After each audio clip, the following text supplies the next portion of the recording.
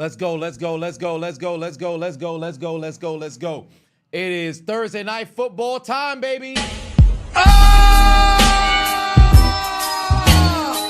Oh yeah, oh yeah. NFC West showdown. Believe it or not, this here matchup still has playoff implications. Despite the fact that the San Francisco 49ers are a measly 6-7, they still can contend in that NFC West because although they did lose to Seattle, if Seattle were to fall off a cliff and lose 3 of their next 4 and the Niners went out, guess who's the division champion? As long as, they can hoard off the Rams. So we'll see how things play out. One way or another, I'm looking very forward to a magnificent Thursday night game. We always have great games during divisional, showdown. So I'm really looking forward to that and seeing how things play out. But one way or another, ladies and gentlemen, boys and girls, it is I, the diligent, vigilant, meticulous, sagacious, conscientious, analytical, methodical, individual D, Chiseled Adonis here and Hold My Nuggets Incorporated. And it is time for a great football game, baby. Deebo Samuel already with the drop, complaining to the media about not getting the touches, and you put the ball on the ground on your first touch, not counting the kick return. What's wrong with your dumb ass? Then again, he ain't touching the kick. Well, Ashley put 5 on it. Said thoughts on Joe Burrow house being broken into and exposed his new GF. His ex is hurt, that fucked up whoever did that to Joe. Yeah, it seems as if he's not the only one. Travis Kelce and also Patrick Mahomes had their homes burglarized as well. I guess it's just a matter of knowing when the players aren't home, knowing where it is that they live, and then essentially trying to see if you can get inside. Because let's call it what it is. When they burglarized Travis Kelce's house, he had, $21,000 in cash inside? Granted, you don't anticipate everybody having cash inside the house, but if you're in a situation where you got a little bit of money that's sitting inside of the house, it's worth the risk if you happen to be a criminal to go over there. But don't go pull up on Tua because he has armed guards at the crib. Now, this game is brought to you by Underdog. If you haven't already, scan this here QR code, download the Underdog app, use the promo code Adonis if you haven't already, because we've got some pick'ems for the game tonight. Oh, here comes Brock Purdy down the field. Got a man? No, he doesn't. Passing complete, but there's laundry on the field. I got Deebo Samuel over 20 receiving yards for the first half. Fred Warner over 7 tackles today. Jared Verse not getting a sack. This was before I recognized that Trent Williams was not returning. I thought Trent Williams was probably going to return this game, but turns out it wasn't him coming back. It was Nick Bosa who was making his return. So hopefully Jared Verse doesn't get after the quarterback. Javarius Ward having less than 4 solo tackles, that is. Jake Moody making 2 field goals. Steph Curry did what I needed him to do yesterday. And then lastly, Kyrene Williams, less than a receiving yard in the first quarter. And then last but not least, Puka Nacua outgaining Juwan Jennings. And they're going to give Juwan Jennings a 20-yard buffer. So hopefully this ends up working out because as you guys know, Juwan Jennings is actually the leading receiver, believe it or not, for the 49ers. Behind Kittle. Kittle's a tight end, but that's neither here nor there. So we'll see if this works out in my favor. We'll keep monitoring the pick'ems. I have a couple other pick'ems that are here as well, but we'll let the chips fall where they lay. Dwayne put 2 on it. Said, let's get the LA Rams to Chicago Bears treatment. I hope to see how this game's play out. Hopefully I don't mess around and have no doggone crash out. Jeff in the building. What's going on, family? Fun fact, I actually ran into Jeff. I drove past Jeff on my way back to my parents' house on his birthday on Tuesday after we got done with the live stream. I'm driving down Fulton, and I look out I look past the mirror. I'm like, that looked like I could have swore that's this motherfucker right here. So as I get to a red light, I send him a text like, hey, I just happen to drive past you. You wearing a blue coat? He's like, yeah. I'm like, wow, what are the chances? What are the chances? What are the chances? But oh, good Lord. Kyrene Williams ain't going nowhere. By the way, Dre Greenlaw is back. Dre Greenlaw is back, by the way, ladies and gentlemen. Nathan, yes, I did see you subscribed over on Patreon. I appreciate you. But yeah, there's a whole lot of people's homes that's getting burglarized, so make sure, even if you're not somebody who's relatively prominent, if somebody who's prominent happens to live near you, let me tell you something right now. It's a possibility they're going to be on, so I can't hit this house. I'm fixing to hit yours instead. So, y'all be very mindful of that. Jamel P, subscribe 15 months. I appreciate you. I appreciate you. Oh, Lord, here we go. Second and long right now. This already, believe it or not, the second drive of this game because we had a 3 and out early. So I'm anticipating a very good game here from Puka Nacua, obviously. But then also Cooper Kupp. Wow, the pass ricochet nearly intercepted there by Fred Warner. He just didn't get there in time.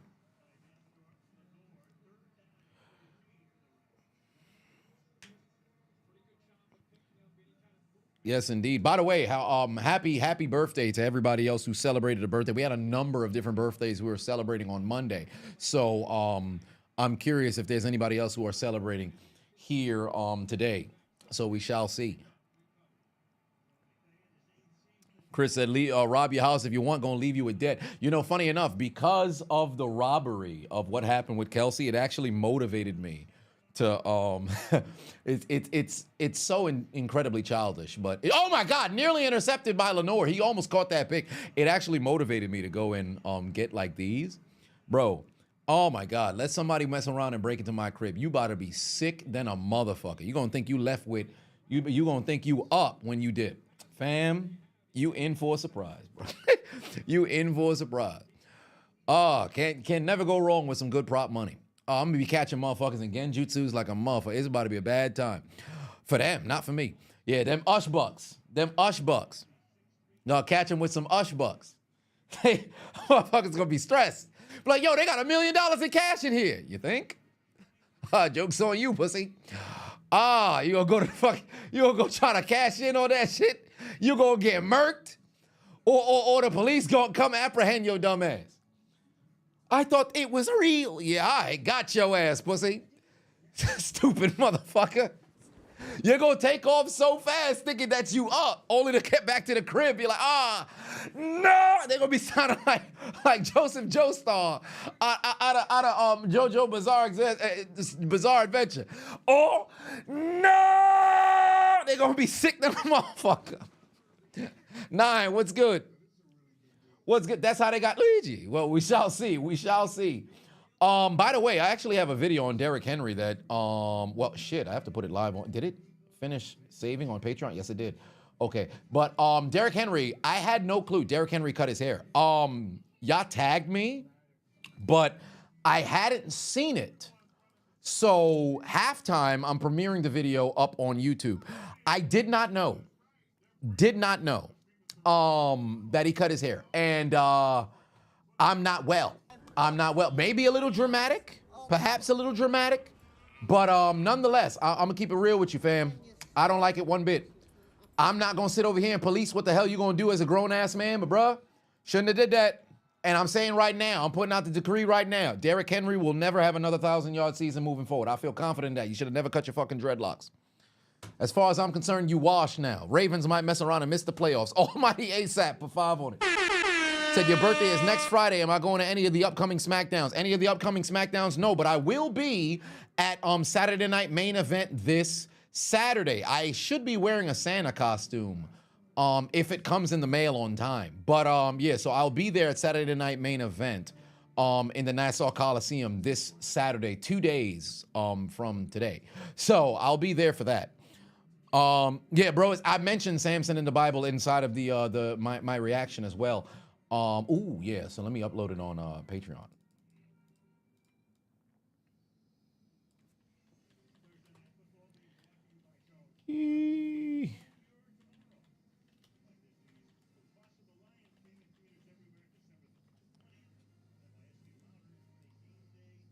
Good Lord. Why would he get rid of? I wish I knew, man. I wish I knew. It's bad right now. Yeah, oh, by the way, for the Lily Phillips, I uploaded my full reaction and to the live stream. Shout out to those who are on the Patreon who saw it already. But my full reaction to the documentary, I'm watching it with you in real time. Oh, Jesus Christ. George McGriddle Kittle all the way over the middle. Bars. For a huge first down. Do I have any pickings with George Kittle? I don't know if I have any pickings with George Kittle. I don't think I do. No, I think I stayed away from Kittle in this one in particular. Yeah, I ain't got no Kittles for this one. But huge catch and run for George Kittle right there for the first down. But I watched the entirety of it. And the only reason why I'm not doing it for YouTube, for one, I wanted to have something for Patreon. But then secondly, I just don't trust. I just don't trust YouTube at its core. I know for a fact they'd mess around and block me. I know there's been other YouTubers who messed around and did their reactions, but you know how they play by different rules with me. So that's neither here nor there. Isaac Patuon said, yo, have I tried the Prime Vision for Thursday Night Football? I haven't. Let me see here. Prime Vision. This is just Prime Video. How do I change to Prime Vision? Let me see here. Just audio action. What would I have to do? Maybe at the end of this drive, I'll see if I can do a flip or something of that nature to this Prime Vision business. Oh, there's Garendo. Can he get any further? No, he can't. As long as they're in field goal range, I need 2 field goals from Jake Moody.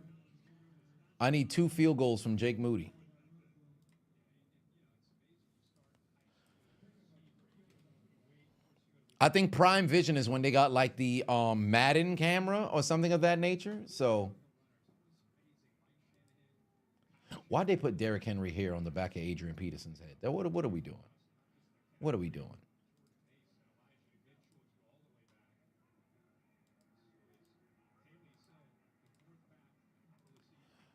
All right, Debo Samuel getting a carry. He ain't going nowhere. Throw the ball to Debo. Don't run it to Debo.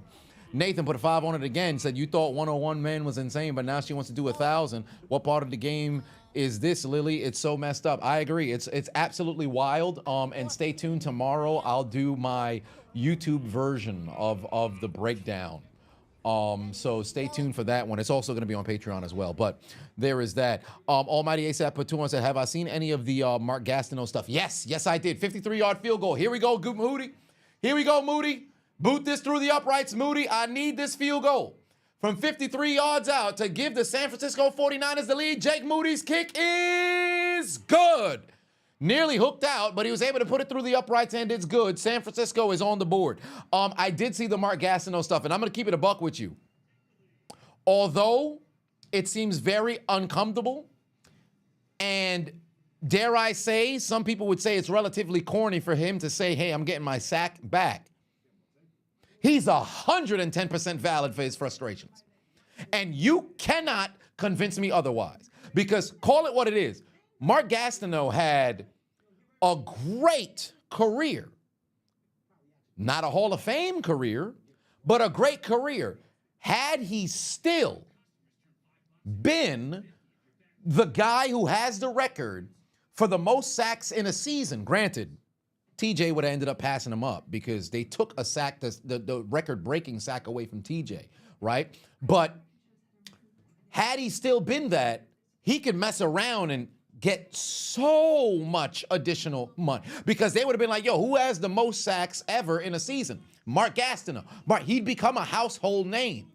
Outside of people who watched football in the 80s and Jets fans and football aficionados and historians, if I was to say Mark Gastineau, the casual fan don't know who the fuck that man is. You don't know who the fuck that man is. People would think that dude is super deranged or whatever the case just so happens to be. He has every reason to be frustrated. And furthermore, Favre gave Strahan the record. Not because, oh, well, he booted out and Strahan would have got him anyway. No. If you go back and you watch the play, because I vividly remember this. I didn't watch it live. Well, then again, maybe I did. The Giants games was always on television. I started really watching 2001. I followed the Steelers in 2000, but I really started watching every single game that I could in 2001. I may have possibly seen the game live. But going back to watching the highlights and everything of that nature, Favre boots out in the game. They're clearly up. You don't need to run the football. I think it was a design run play. Or I should say throw the football. I think it was a design run play. He purposely went and gave him the damn record. And then went over there to go and acknowledge Strahan for an extended period, because Strahan was on the ground pretty much crying, losing his mind for like 15, some 20 seconds. Favre waited there.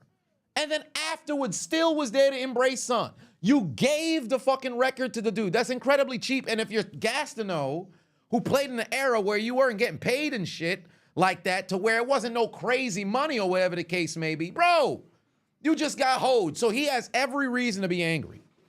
He have every reason to be angry. I'd have been sick. Black Resource said the thing is he didn't show this much disdain over 22 years that we know of. Jared Allen had 22 sacks in 2011, so that record got tied. Yo, right. But the thing was, ain't nobody just lay down and pretty much give up, sacks. Because there's moments in which somebody falls and then, you touch somebody down. But this was blatant. Favre went out of his way to get the doggone record for Strahan, and I'd be angry too. And this is on, if I'm not mistaken, this was on prime time that this happened. Like this is a situation where if you're Gastineau, you're gonna be angry than a motherfucker and carry that grudge, because imagine you watching this shit. You in New York and another New Yorker, for all intents and purposes, Strahan played for the Giants, Gastineau played for the Jets. They take your record. Oh my God, I understand why he's sick. I completely understand why he's sick. Oh, okay, Puka. Damn. Puka caught the ball on top of Ward's head. Oh, that's a moss right there. Hold my nuggets. Suck my dick. Look at that catch. Jesus Christ. Look at that catch right there. Man's caught the ball on top of his helmet. Oh, my Lord. He put his face right inside of his pelvis. Golly, he really told him to suck my dick. For real. Jesus Christ. Yo, Puka's been making some fucking catches, bro. Puka's been making some fucking catches. God damn. Spectacular. There's a handoff right there to Kyren Williams. He ain't going nowhere. Benzino put 5 on it. Said, why am I not a Jets or a Giants fan? Well, for one, the first game that I really actually had a chance to, that was Corum, pardon. I thought that was Kyren Williams.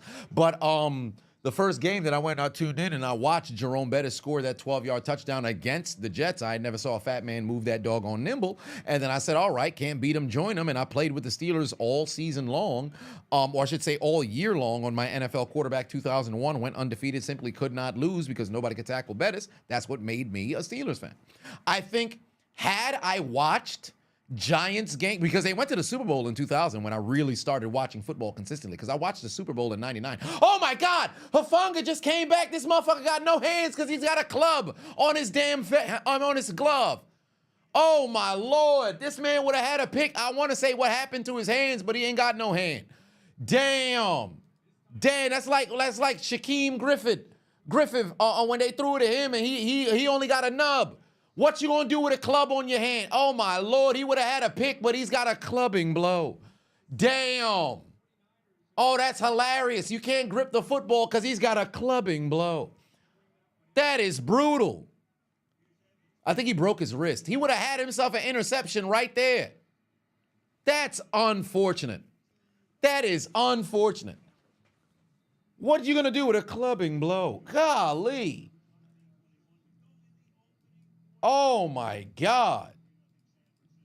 I know he got to be sick on the sideline. That's a funny ass thing. If they win this game and they go back to film study, bro, they're going to be laughing like a motherfucker. You lose the game, there ain't no reason to laugh at film study. But this is going to be ridiculous, bro. But he got a damn club on his hand. What you want this man to do? How you going to catch with that? Oh, I'd have been sick. I'd have been sick than a motherfucker. Golly. I'd have been sick than a motherfucker. All right, here we go. Hand off to Deebo Samuel. He ain't going nowhere. Yeah, in fact, if there was ever a moment that embodied the crocodile, it's that.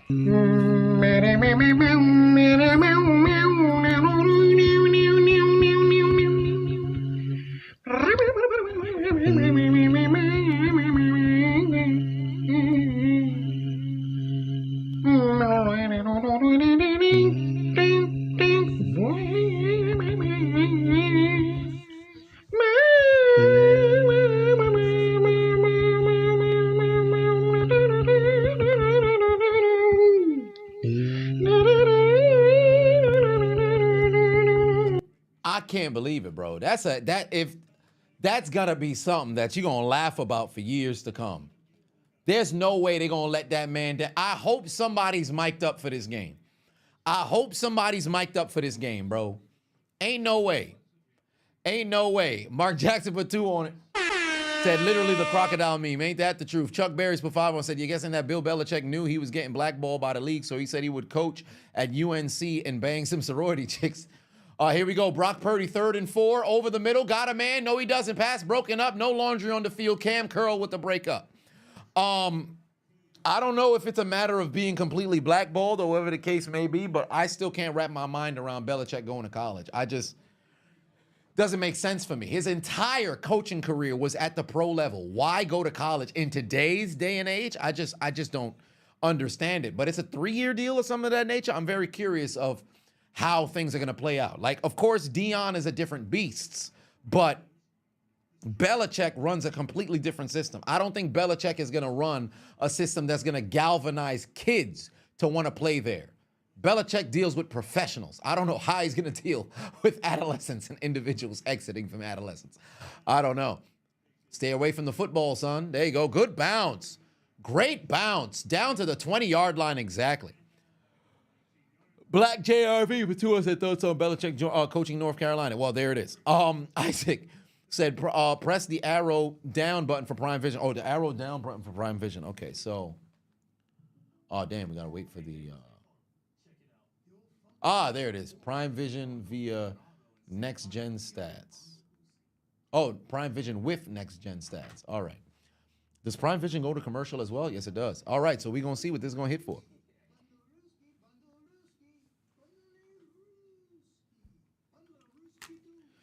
Thoughts on the Jets making franchise history with 5 losses in a season when leading in the 4th quarter? That is... If that's not a clear-cut example of their ineptitude, I don't know what is.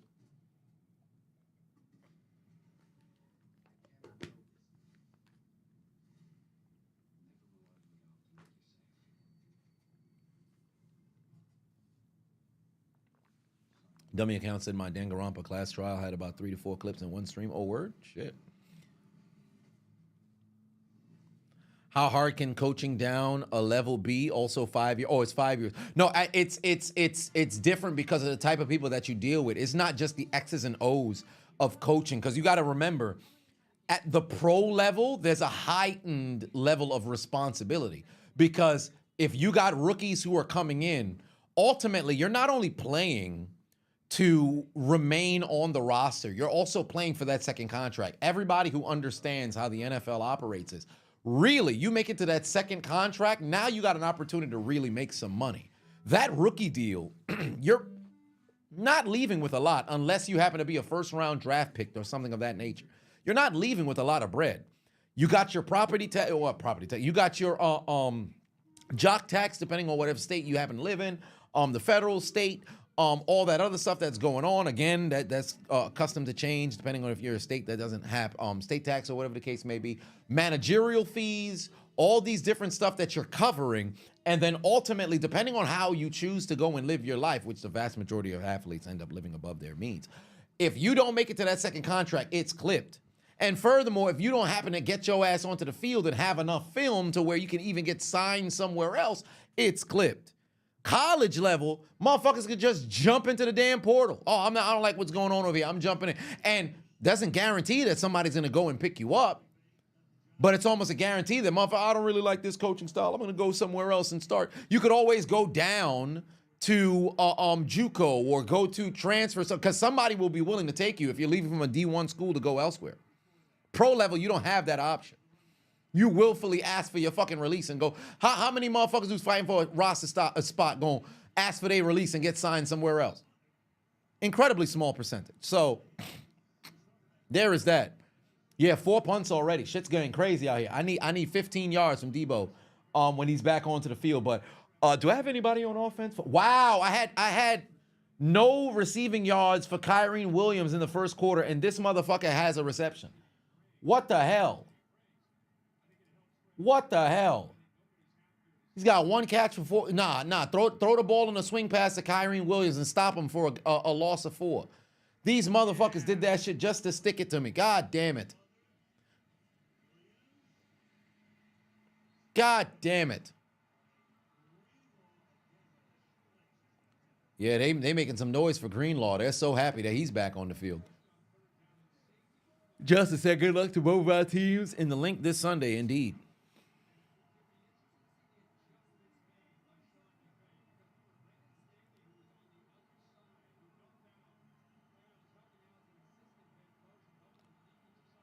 Oh, Lord. All right, here we go. Third down coming right now. I cannot believe they threw the ball to Kyrene Williams. Son of a bitch. Absolutely cooked my goddamn pick'em. Oh, he's going. Oh, wow. Oh, he completely overthrew him. This is a very interesting view on Prime Vision. I'm not even going to hold you. This is really cool on Prime Vision.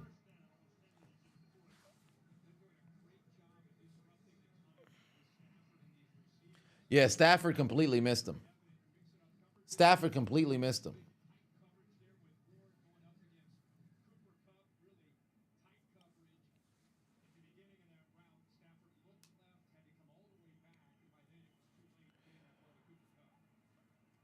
Good Lord. Somebody's going to have to make a play here. And the Rams are actually playing very well post-bye week. Damn, that was an interesting punt. Okay, he's going to field it. There you go. Way to get after him. Down at the 22 right there. Yo, this Prime Vision thing is kind of cool, so I'm not going to hold you.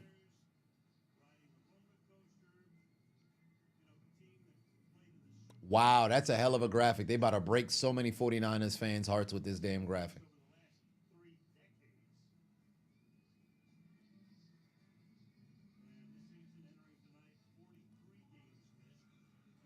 Oh, I thought this was actually going to be the story of all of them damn seasons. Okay. 14 grams of Justin Pafavon said, based on what I've seen from Russell Wilson this year, do I want the Steelers to extend them? Or do you draft a QB and replace Seth's development? Nope. I'd say stick with Russell. Oh, there it is. Oh, my Lord. That's Juwan Jennings, ain't it? Oh, of course it is. Oh, Lord. Anybody but Juwan Jennings. I need more Puka Nacua yards than Juwan Jennings. Big Fat Paulie in the building. What's good?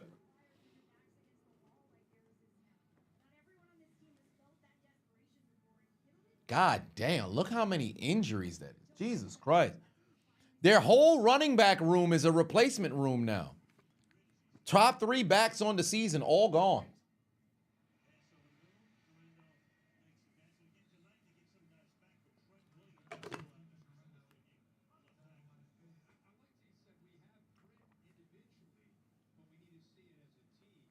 Golly. Motherfuckers is injured, then I'm up. Hurt as hell. Throw the ball to Debo.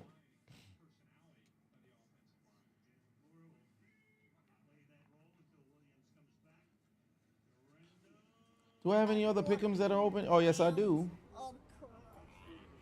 Oh, I had a Debo Samuel catch in the first quarter. Oh, wow, there's another one over here. I have no confidence in this one in particular. We'll see if this one plays out. I actually have another pick'em over here as well. I have another one that's over here as well.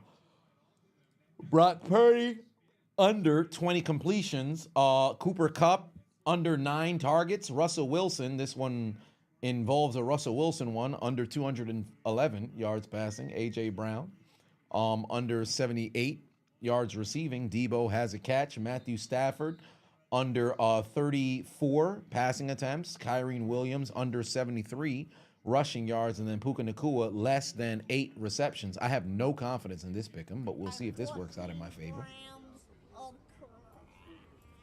Almighty ASAP Patu on it. Said thoughts on the Seahawks since their bye week. I really like how they've been playing. If I'm not mistaken, they've won, what, 4 straight? Something of that nature. So they're playing, well, maybe not so much 4. I think maybe 3. Or could it be 4? I don't know. But they're playing very good football at the moment. And they truly are in a great position right now. They just need to essentially keep the Rams at bay. As long as they've got a 2-game lead on the Rams up until their final meetup in Week 18, they good. But I like the way they're playing football right now. Nathan Patuan said, Rams need to lose for your Hawks. Total division, to hold the division lead indeed. 20 for 2 say who got hurt for the 49ers? A lot. Everybody. Black Phoenix in the building was good. Justin for 5 said, should have clarified last question. Do you draft a QB to replace/develop behind Wilson 1 or 2 years? Streaming Christmas. I am going to be streaming the Christmas game. Now, oh, wow, Brock Purdy's going down. That's a sack right there. That's Turner, who ends up taking down Brock Purdy. That's the first sack of the game, ladies and gentlemen. So you know exactly what that means. Go grab the damn sacks and start hopping. Anybody got more of that Loompa Loompa weed?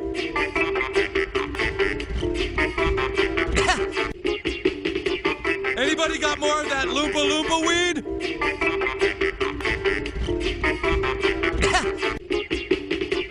Anybody got more of that Loompa Loompa weed?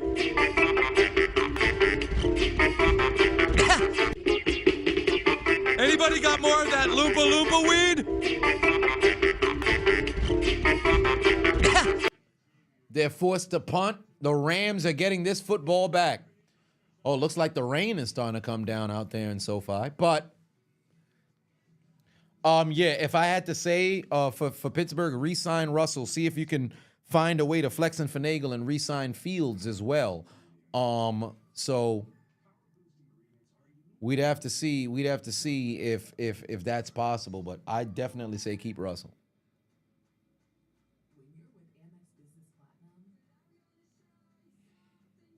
Oh, I said SoFi. I'm tripping. Levi Stadium. My apologies. I said SoFi. I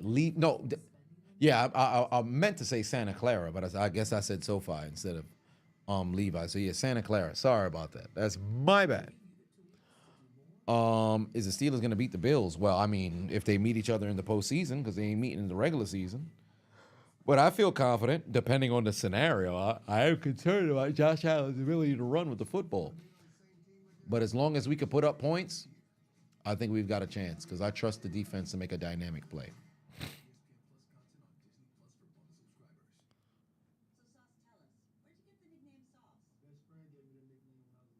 Yeah, Sauce Gardner not going to be able to keep having these doggone commercials. I ain't going to hold you, fam.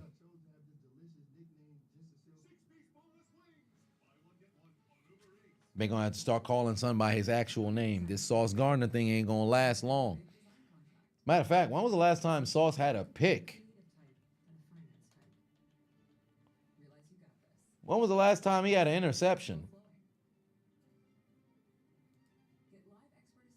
Sauce Gardner ain't have a motherfucking interception since his rookie season. Come on, man. What we doing, son?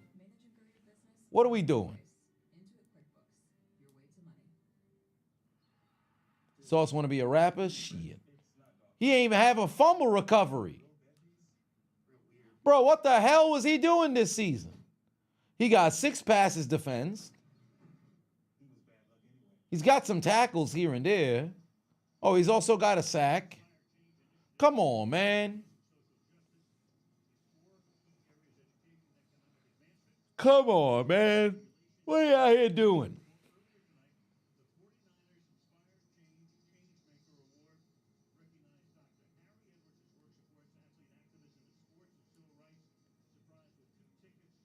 $10,000. All right, that's what's up.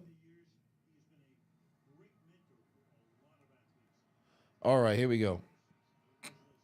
Commercial curse, perhaps. Xavier Leggett said he ate raccoon for Christmas. I mean, he hella country, so I'm not surprised. Well, there's Corum. He ain't going nowhere. Damn, first quarter coming to a close. I'm sick. They messed the Kyrene Williams done messed stuff up for me. Yeah, Greenlaw came back, and he's already making plays. He leading them in tackles right now with 3.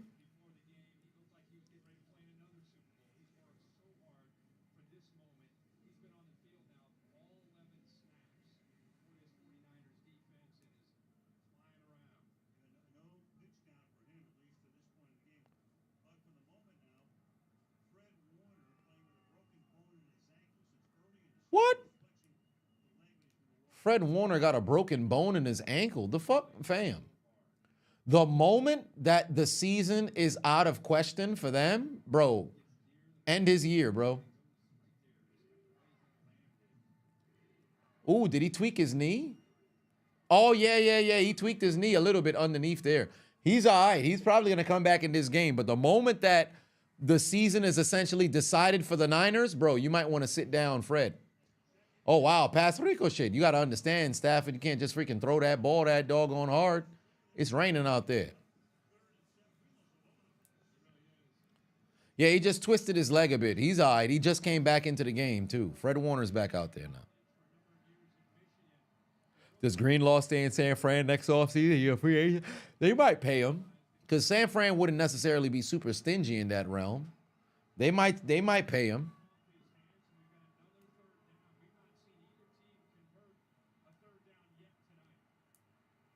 All right, let's see here.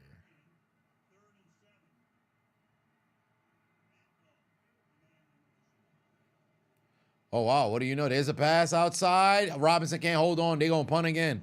It's going to be that kind of night. Motherfuckers can't catch in the rain. Motherfuckers cannot catch in the rain. What are they doing? BT said, here's a traumatic question. Traumatic. How mad was I when I had to watch two of my former Steelers players win the Super Bowl with Tom Brady in 2021? I wasn't mad at all. Why would I be mad? Why would I be mad? I'm not that emotionally invested to where like a former player wins. I'm not. Good for them. I would and I'd assume you mean Antonio Brown and who else went there and won one? Le'Veon Bell was in that game, but he was a Chief. Bell didn't win the championship. Bell was on the other side. It was one of them was gonna win. Brown won, and was somebody else on Tampa Bay? In the 2020 Tampa Bay. AB was there, but I don't know if somebody else was there. Cockrell was ass. I would never, but Loser said flashback to that video crashing out about it. I mean, the video with AB, I was just like, oh, it's a master plan to go out there and win the championship. But like, yo, you do the video and move on with your life. Like, I'm not losing sleep over AB having a championship with Tampa Bay and winning one with Brady. I'm not losing my mind behind that. Dare I say I forgot, but glad you reminded me. Okay, let's see here.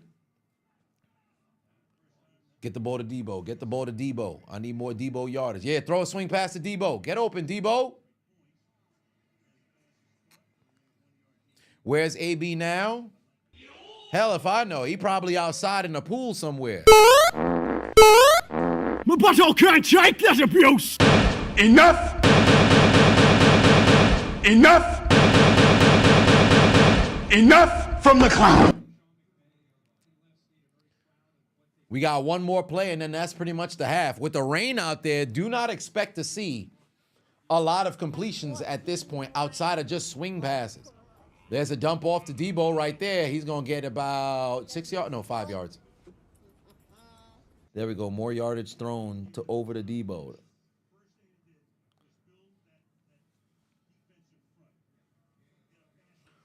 Marco Patuan said, what is my favorite Mike Tomlin saying?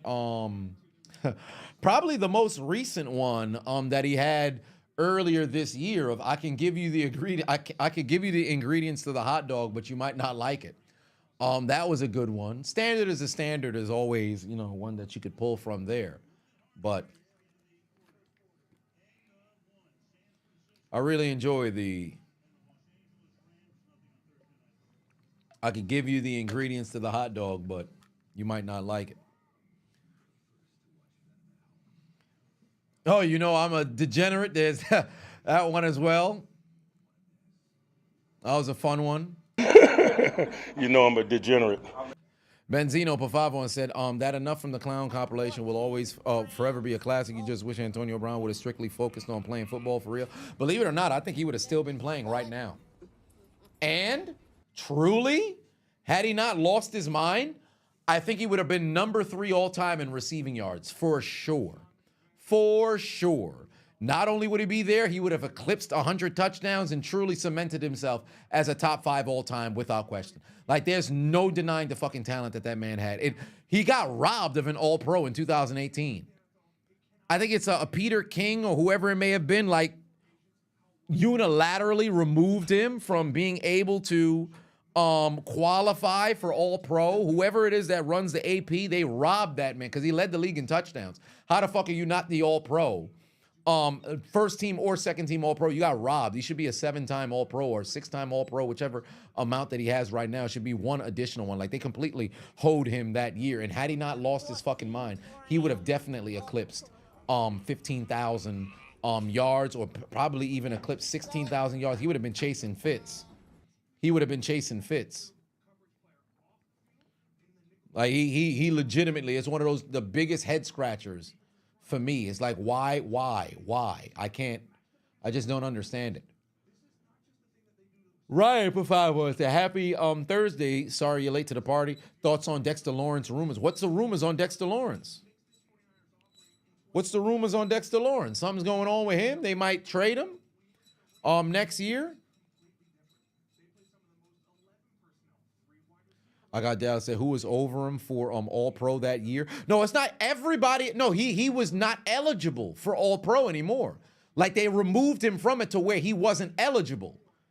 Like, it's one thing if he ended up just losing out because they said other people were better. He just wasn't eligible anymore. Whoa, what? Then you sell it. He met up with a, whoa. Whoa, oh, wait, what? Nah, ain't no way. What? What? Y'all trolling me. Y'all trolling me. Y'all trolling me. He out for the rest of the season with the elbow injury, so there goes his Defensive Player of the Year odds, and he might not mess around and get that first team All-Pro. Cam Hayward might just steal that from him, and it'll be him and maybe Carter from Philly or perhaps Chris Jones from Kansas City. But what y'all talking about? Here we go. Second quarter is starting. What? All I'm seeing is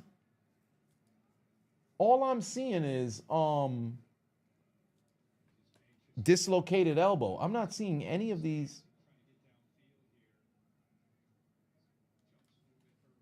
By 14 grams of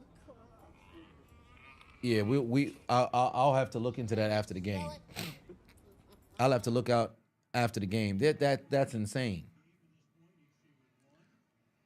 Oh, there's Brock Purdy again to Juwan Jennings. There's laundry on the field. Hopefully that's a flag on the offense. Golly, Juwan Jennings is killing the Rams this year. Let me go to Twitter.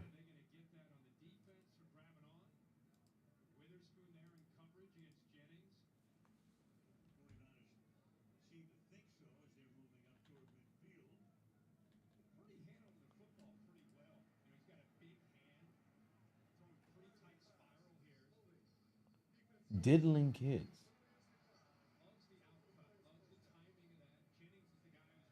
Oh, okay. They have him on a TikTok video. That ain't enough. That's here. Sent you an Uber when he was 15. He was 21.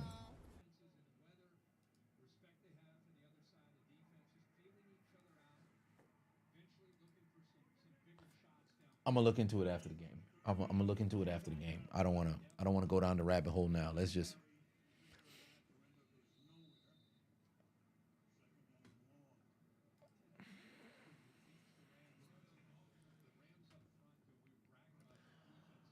Mark Jackson put 5 on it. Said start, bench, cut, all in their prime. Stephon Gilmore, Richard Sherman, and Jalen Ramsey. Okay, so I would start. I'm cutting Gilmore, but I would start. Actually, you know what? Maybe I don't cut Gilmore. Maybe I cut Sherman. Jesus Christ! All I know is Ramsey's on the team. He's going down for Kittle. Oh, nearly had it, but it's broken up. That's a tough one. Gilmore ended up winning that Defensive Player of the Year. But good Lord. All in their prime. Richard Sherman, Stephon Gilmore, Jalen Ramsey. You know what?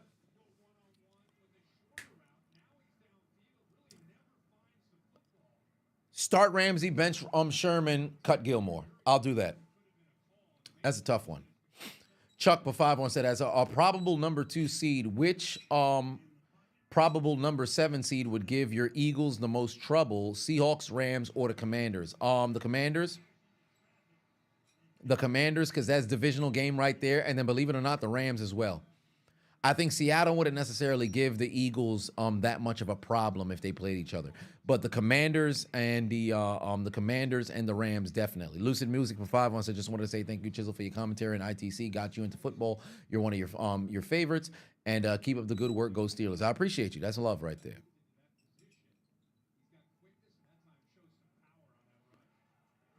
Oh, that was nearly a goddamn punt block. And it looks like they're going to try to field it. Nope. Oh, well, they ended up getting him. They tried to fool him. It didn't work out. Fool me. You can't get fooled again. And the Rams are going to have to take over inside the 5.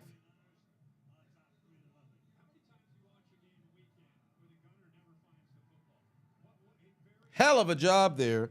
Way to go find the football.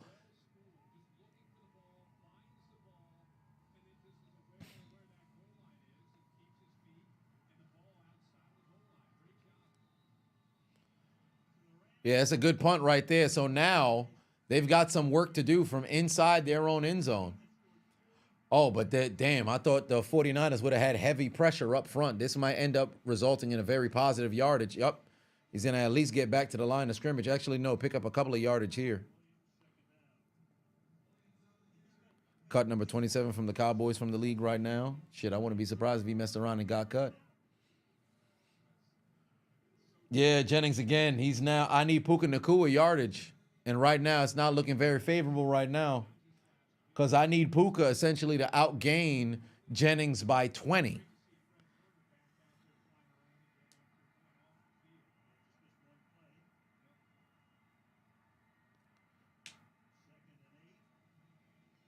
They're going to run it again. Kyrie Williams. Oh, that's a first down. That's a first down there. They finally got one. Thoughts on the recent NFL players' home invasions? Just do what, for one, don't popularize, or I should say, don't publicize what you got inside your crib. Don't do that. That's the worst possible thing you can do, because when motherfuckers know what you got, it's an easy target. Furthermore, like that whole AD, hey, let me invite you into my home so you could see where I got all my other stuff, bro. That's the worst thing you could do. Oh, wow, now Kyrie Williams is going backwards. People going to plot on you immediately if they know exactly where your shit is at. All I have to do is identify where this room is. And we start from the front door. We talk about the living room or whatever the case may be. You work your way up to the throughout the crib. If I'm somebody who wants to go and burglarize your crib, I know exactly where to go and look and find where the prized possessions are at, because you out there talking about it, right? And now, and because, I should say, because the populace is aware of where it is that you're moving, or whatever the case may be, you got to take some checks and balances for when the homes are purchased. Don't have the shit inside your name or to where it's now publicized that, hey, it's you who's there. Granted, your neighbors could squeal and say, hey, this is my neighbor, there's this person who lives there, but as long as it's not the populace that is aware of where you're at, you should be okay. But just have a checks and balances situation. Have security, of course, have your ring cam and things of that nature. You have a mass amount of capital, so invest in doubling down on securing your doors and windows so it becomes that much more difficult for somebody to go and break in. And then also, I guess, get in contact with your local police department and have them, you know, not necessarily have access, but kind of let them know of, you know, the heightened security that's required for you to be able to lay your head at night and feel comfortable. There's a huge first down there for Stafford. He took a blow to the head, but he's all right.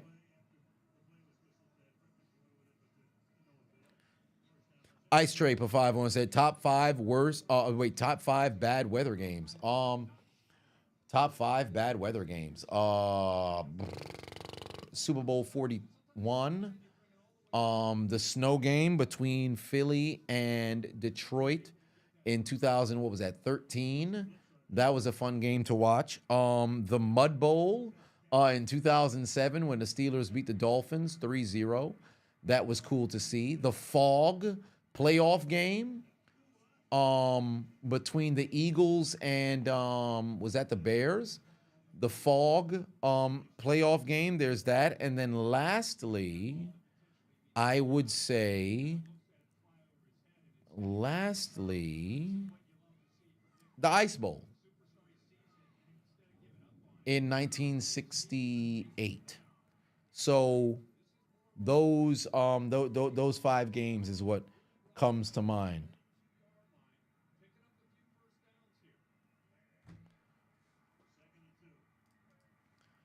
Here we go. 2nd and 2, that's another first down. They're moving the chains again.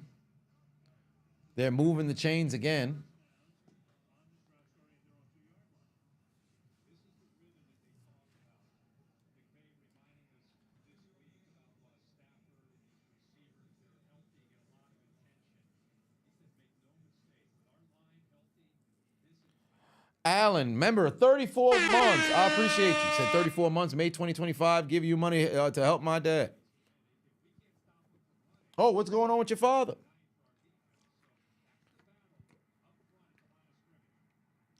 Oh, he's going to throw again. Throw to Puka.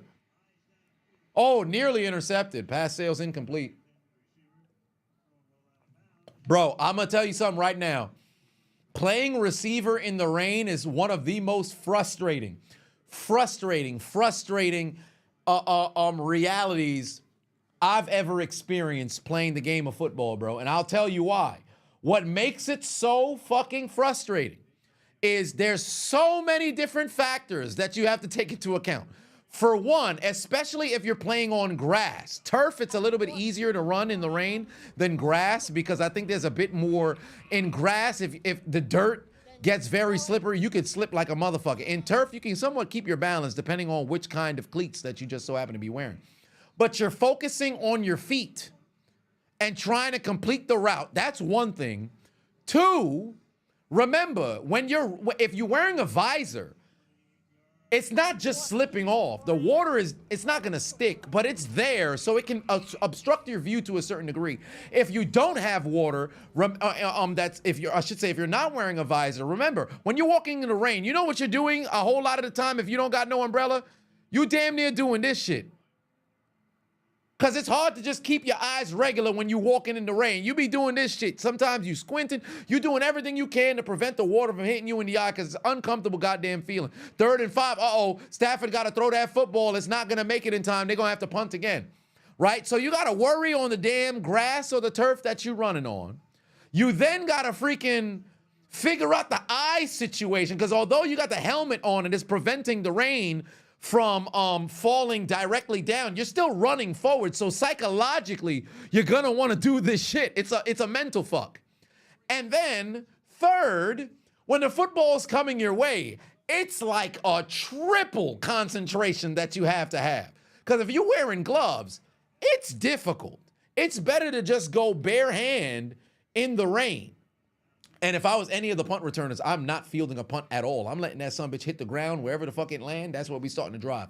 Fuck all this other shit. Oh, let me see if I can securely catch. No, I'm not putting myself at risk, right? So those are the 3 factors. That's the worst. Wear glasses. If you're not accustomed to wearing glasses on the field, it completely throws you off. No, hail is 100% worse. The visor fogs up too. I still have my high school visor. It's at my parents' house, but it's difficult things, man. It's tough. Yeah, like a car with no wipers or heat, for that matter. It's tough, bro. I've had some games in the rain that was the most frustrating shit in the world, bro. It's like, all right, bam, yo, I know I could beat you on a route. I take a step, stick the foot, slip. Fuck. And the amount of hyperextensions that you can get or possibly pulling something, it's brutal, fam. Absolutely brutal. What prestigious university did I play ball for? And I was at Alfred State College. I was upstate New York. It wasn't, I didn't end up going to university, although I still have 2 years of eligibility left. So I've always said if I could get myself some fuck you money, I would go back to college for a semester and go to like any college that I can just enroll in and walk on. Play football again. Now, granted, I think there would be a cutoff period for age, depending on where it is that you go.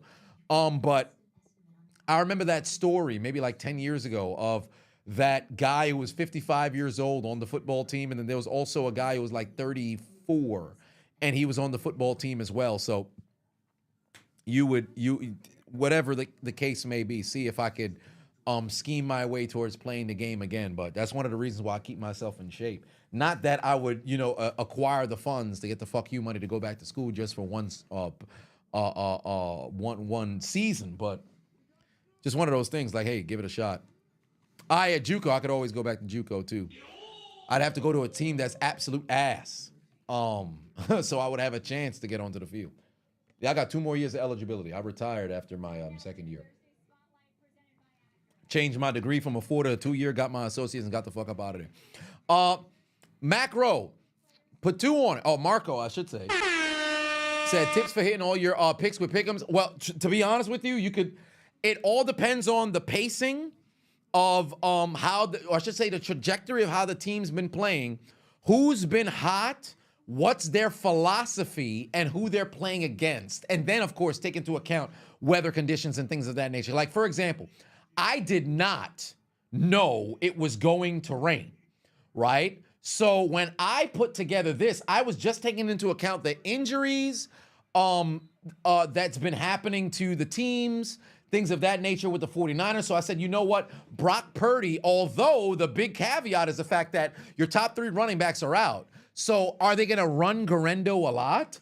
So I said, you know what? Better to go with completions than attempts, because if on the off chance Purdy throws a lot, I'll bank on him not completing as much versus him throwing as much. Because I think his current attempts right now is 14. I think the attempts for Purdy was like 30-something. So he's already on pace to pass that. If he's only got 7 completions, it's raining out there, there's a possibility he might not get to 21.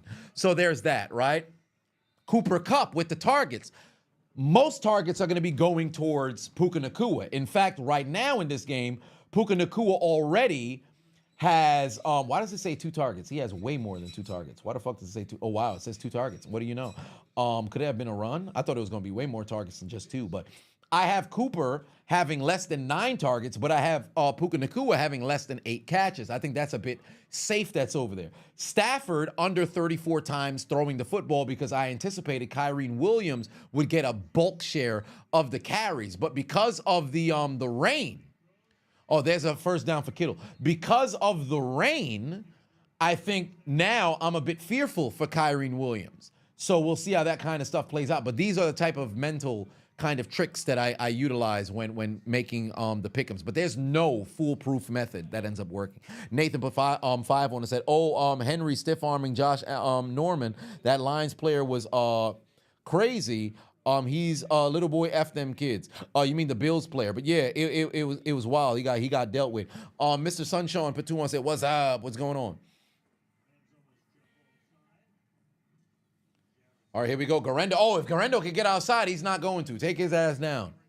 Oh, 6:15? Shit, let me put the commentary to premiere.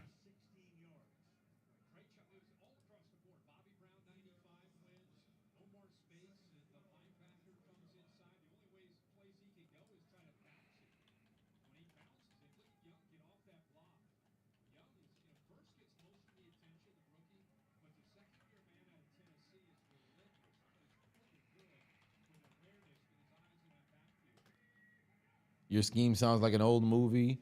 You'd say Sinbad? Well, what do you know? Oh, he was looking for Jennings. Pass sales incomplete. More incompletions, better for me.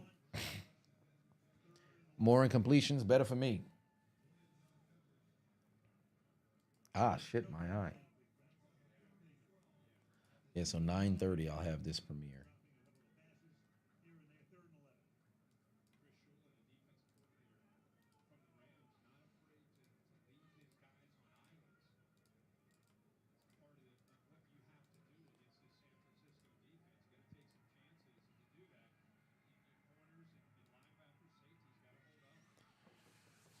Whew. Okay, here we go. Oh, Purdy is on the move. He's going to get taken down for the sack. Turner gets him again. I think that's his second sack of the day. I think that's his second sack of the day. That's another sack, ladies and gentlemen, so you know exactly what that means. It's time to sound the alarm again because... Anybody got more of that Loompa Loompa weed?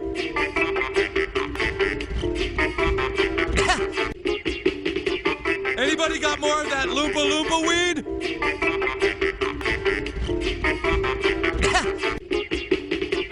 Anybody got more of that Loompa Loompa weed?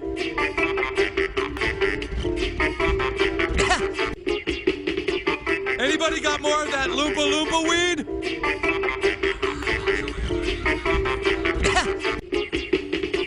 Anybody got more of that Loompa Loompa weed?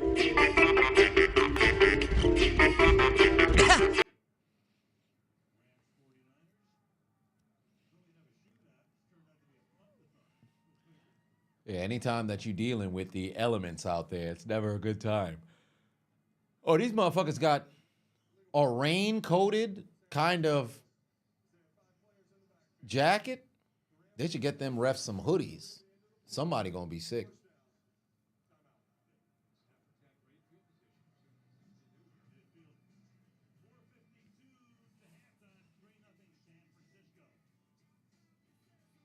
Who do I think is going to win this game? Los Angeles. I believe in Los Angeles to go and get the W, but it's going to be very difficult because their passing attack has been what's really been shredding motherfuckers. And because of the threat of the pass, you then are able to really utilize that run. But now it's going to be a little bit more difficult because of the rain. So.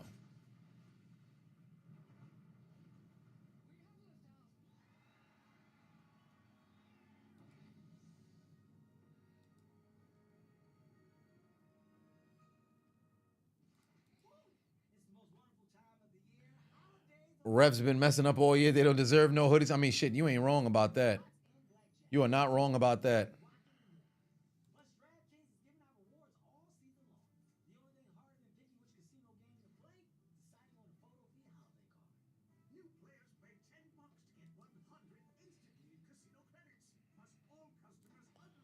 Oh, boy. Start, bench, cut, trade. Ty Law, Darrell Revis, Rod Woodson, Charles Woodson. Which particular Woodson and Sherman? Okay, so I'm starting of that group. If it's if it's if it's Rod Woodson, I'm starting him. If it's Charles Woodson, fuck. Okay. Oh, you meant Charles. Okay, so start, bench, cut, trade. Start Darrell Revis if that's the case. Start Darrell Revis, bench Charles Woodson, trade Ty Law, cut Richard Sherman.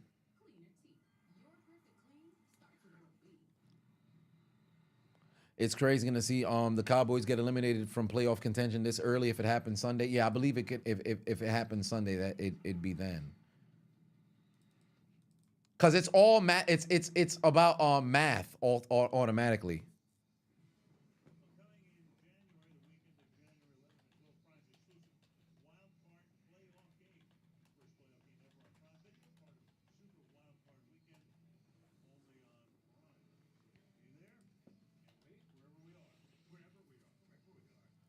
'49ers are pathetic. The Rams, too. I don't know about pathetic. All right, let's see here. If somebody can make a play. Under 5 minutes left to go here in the quarter. Hands off to Kyrie Williams. He ain't going nowhere. Fam, like, these running lanes ain't open, fam. Like, they know you fixing to go and run. You got to try to pass that football, but the rain is coming down. You got to find dynamic ways to throw that doggone football. Like right now, the Rams are in fucking purgatory. Punt, punt, punt, punt, punt. Like it's bad. Oscar Pafavo said, what's going on? Going to be Purdy and Kittle pop off tonight to get you to the fantasy championship. Well, shit, it's going to be a tough battle. It's going to be a tough battle to get there. I'm not going to hold you because this rain is not doing them favors. You better hope in halftime things begin to clear up. All right, here we go. It's another run, and Kyrie ain't going nowhere. They keep him up and push him forward. Referees gave him a chance to keep going forward, so he gets 8 yards there.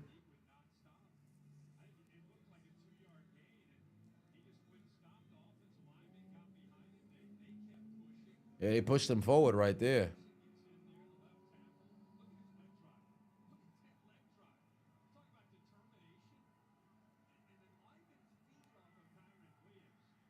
All right.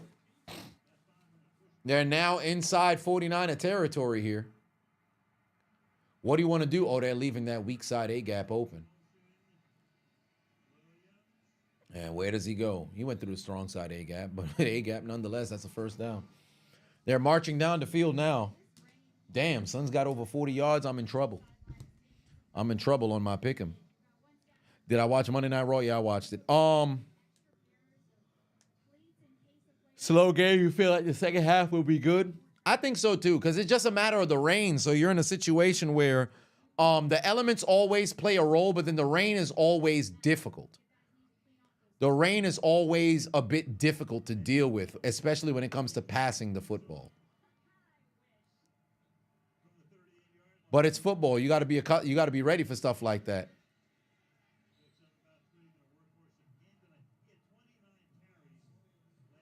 Damn, I should have leaned with the damn carries for Kyrene Williams. How many carries does this man have already? That's carry number 13? Jeez Louise, man.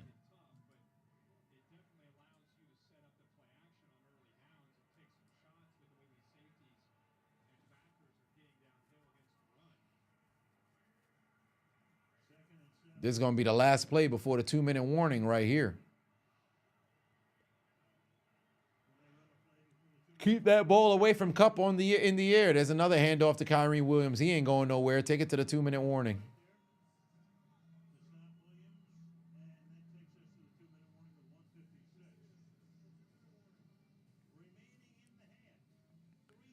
It's going to be a fast quarter.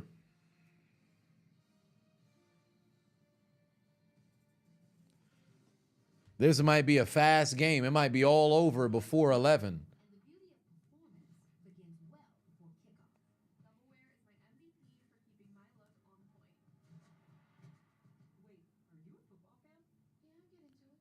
Slippery wet out there, be like that. Patrick said, what's going on? Your favorite NFL comedian / commentator. How do I feel about my Steelers heading into the final stretch? I feel very confident. It's going to be a very brutal last 4-game stretch because I don't care what people have to say about Cincinnati. They're still a very, although that defense is ass, that offense is amongst the best in the league. So legitimately, Joe Burrow and Jamar Chase is like when John Cena and Randy Orton took on the remainder of the Raw roster. It's a 2-man fucking power trip that's going on for those guys, and they're incredibly dangerous. And then, of course, having the Eagles, having the seat cushion for my seat just broke. So this damn bottom piece is here, and then my bottom cushion of the seat just came off. So that's a bit awkward. But the final stretch of the season is going to be a bit tough, but I think we're battle tested for it. So I'm excited. Who gets the Heisman on Saturday? Believe it or not, I say Travis Hunter. What's worse to play in, the rain or the snow? Believe it or not, I'll always say the rain. I would rather play in the snow 110% than play in the rain. Because the snow, although it's fucking brick, I think there's a lot of different things that you can do to override the effect of the snow outside of the slipperiness of the ground and then making things a bit difficult to run. Cartman giving out gifts. 10 gifts given out by Cartman. You love to see it. Cartman done stepped inside the stream, immediately said it's time to give out some donations.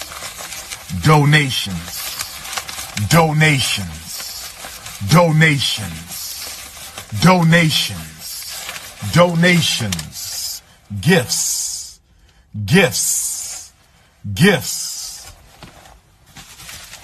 More gifts.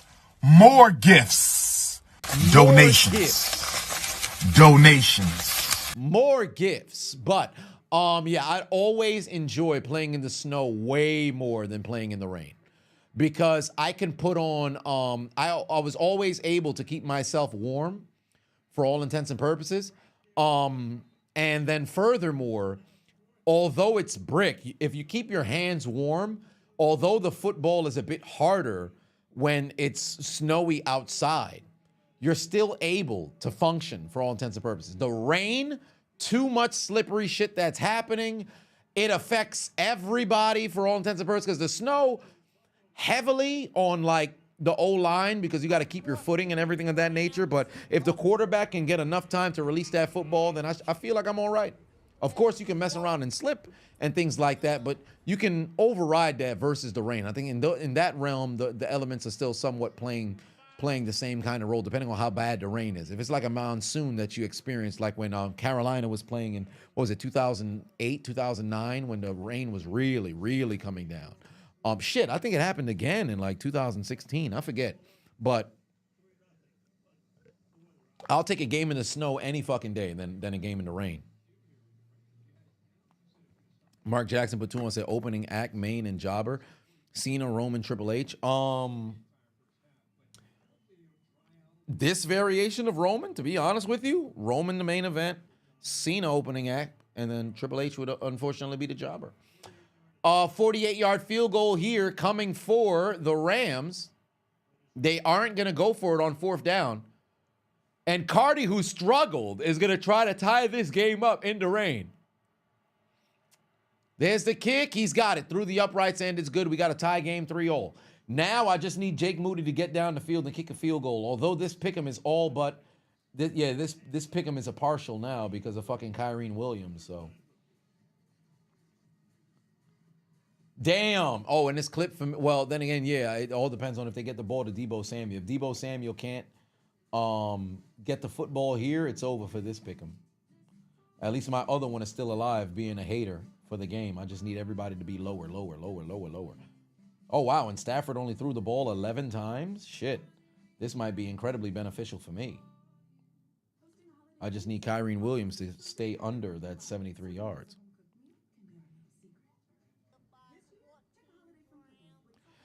'49ers, Bears, week 1. Rain was terrible in Chicago. Cam John just subscribed. Welcome. Welcome.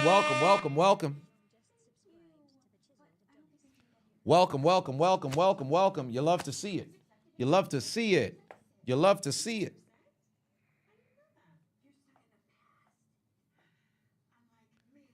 J Money Jeff said 15 days until your birthday. Was that the 27th? Oh my.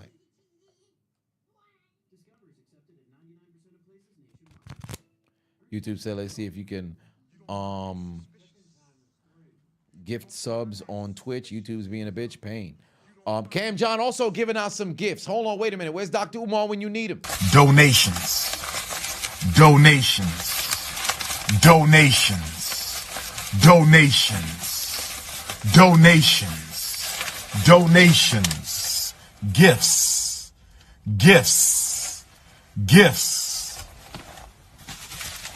More gifts. Gifts. But let me give you guys some statistics before what I believe to be the final drive of this half. Stafford is 3 of 11 for 15 yards.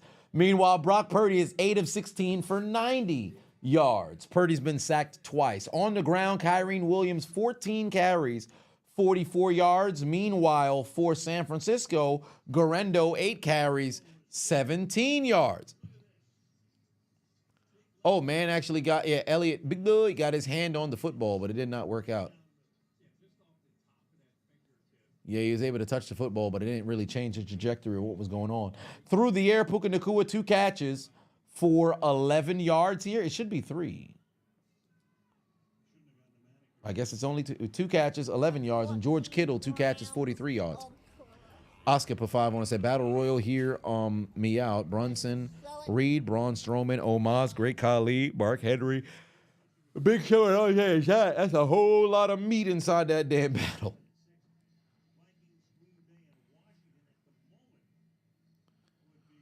Kenyatta in the building. What's going on? Just got off a hard day, a long day of work.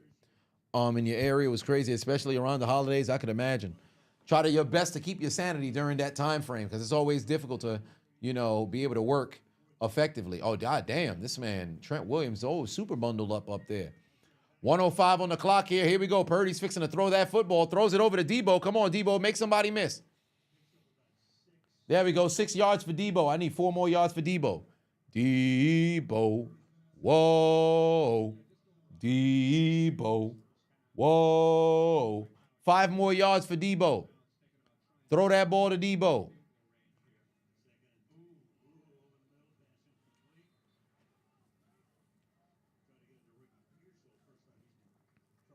Golly.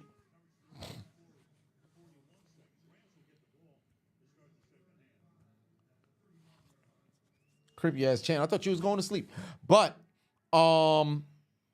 Stafford is washed? No, not at all really probable. I disagree. I would not sit there and say Stafford is washed. There's a technicality as to what's transpiring here tonight. The rain is playing the role.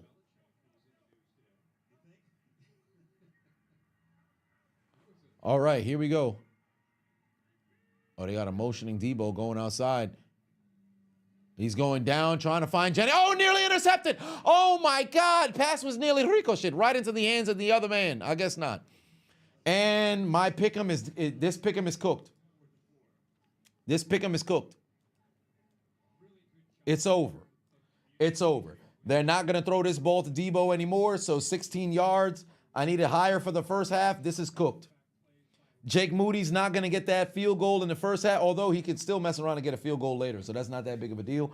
But Kyren Williams had that 4-yard catch in the first half. As far as I'm concerned, this shit is clipped. Now, granted, Puka could still mess around and outgain Jawan Jennings. They gave him a 20-yard buffer here to start the game.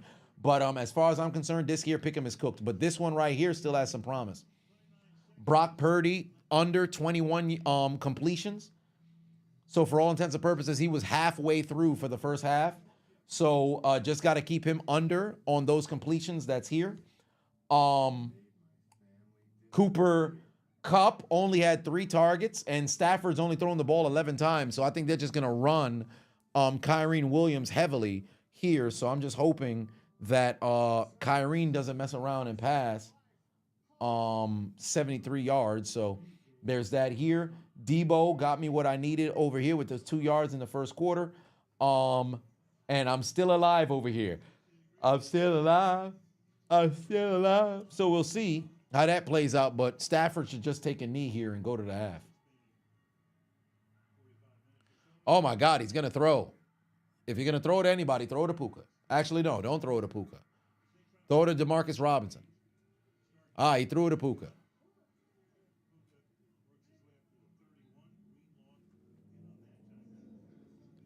Nope, they're going to go to the half. They said, fuck it. They're going to the half.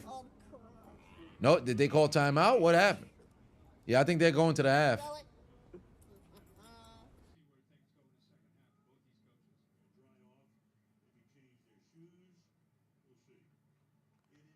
3-3 at the end of the quarter. 3-3 at the end of the quarter. 3-3 at the end of the quarter. Shit, not that's the case. Let me get I just added myself in here.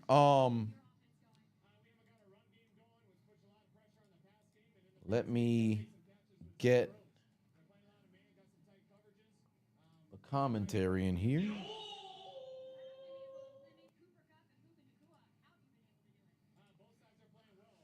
Here for halftime, or I should say my Derrick Henry rant. Let me get my Derrick Henry rant up in here.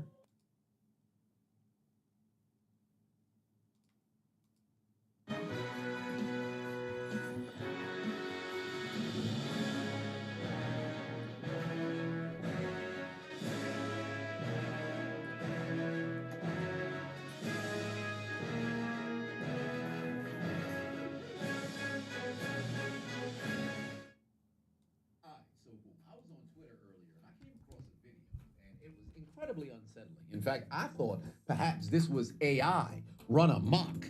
Somebody who's playing a practical joke on myself and the faithful NFL fans that have supported the product for their lifetime. But unfortunately, turns out it's real.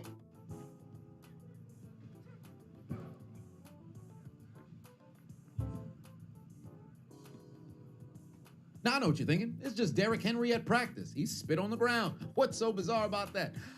I want you guys to consider what's underneath the helmet. Because evidently, Derrick Henry cut his dreads! What? Who in the hell does he think he is? Who does he think he is?